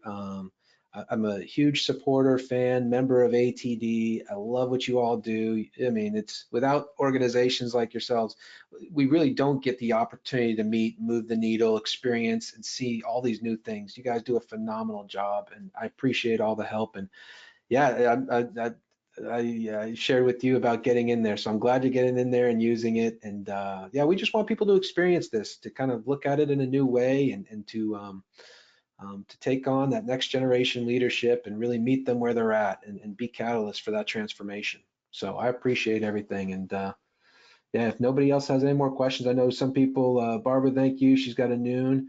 And again, I like to respect and let people at least have 5 minutes to collect themselves and before any other meeting for lunch. But thank you again for everybody who was involved. And please reach out to me if you have any questions, and keep on pushing your teams.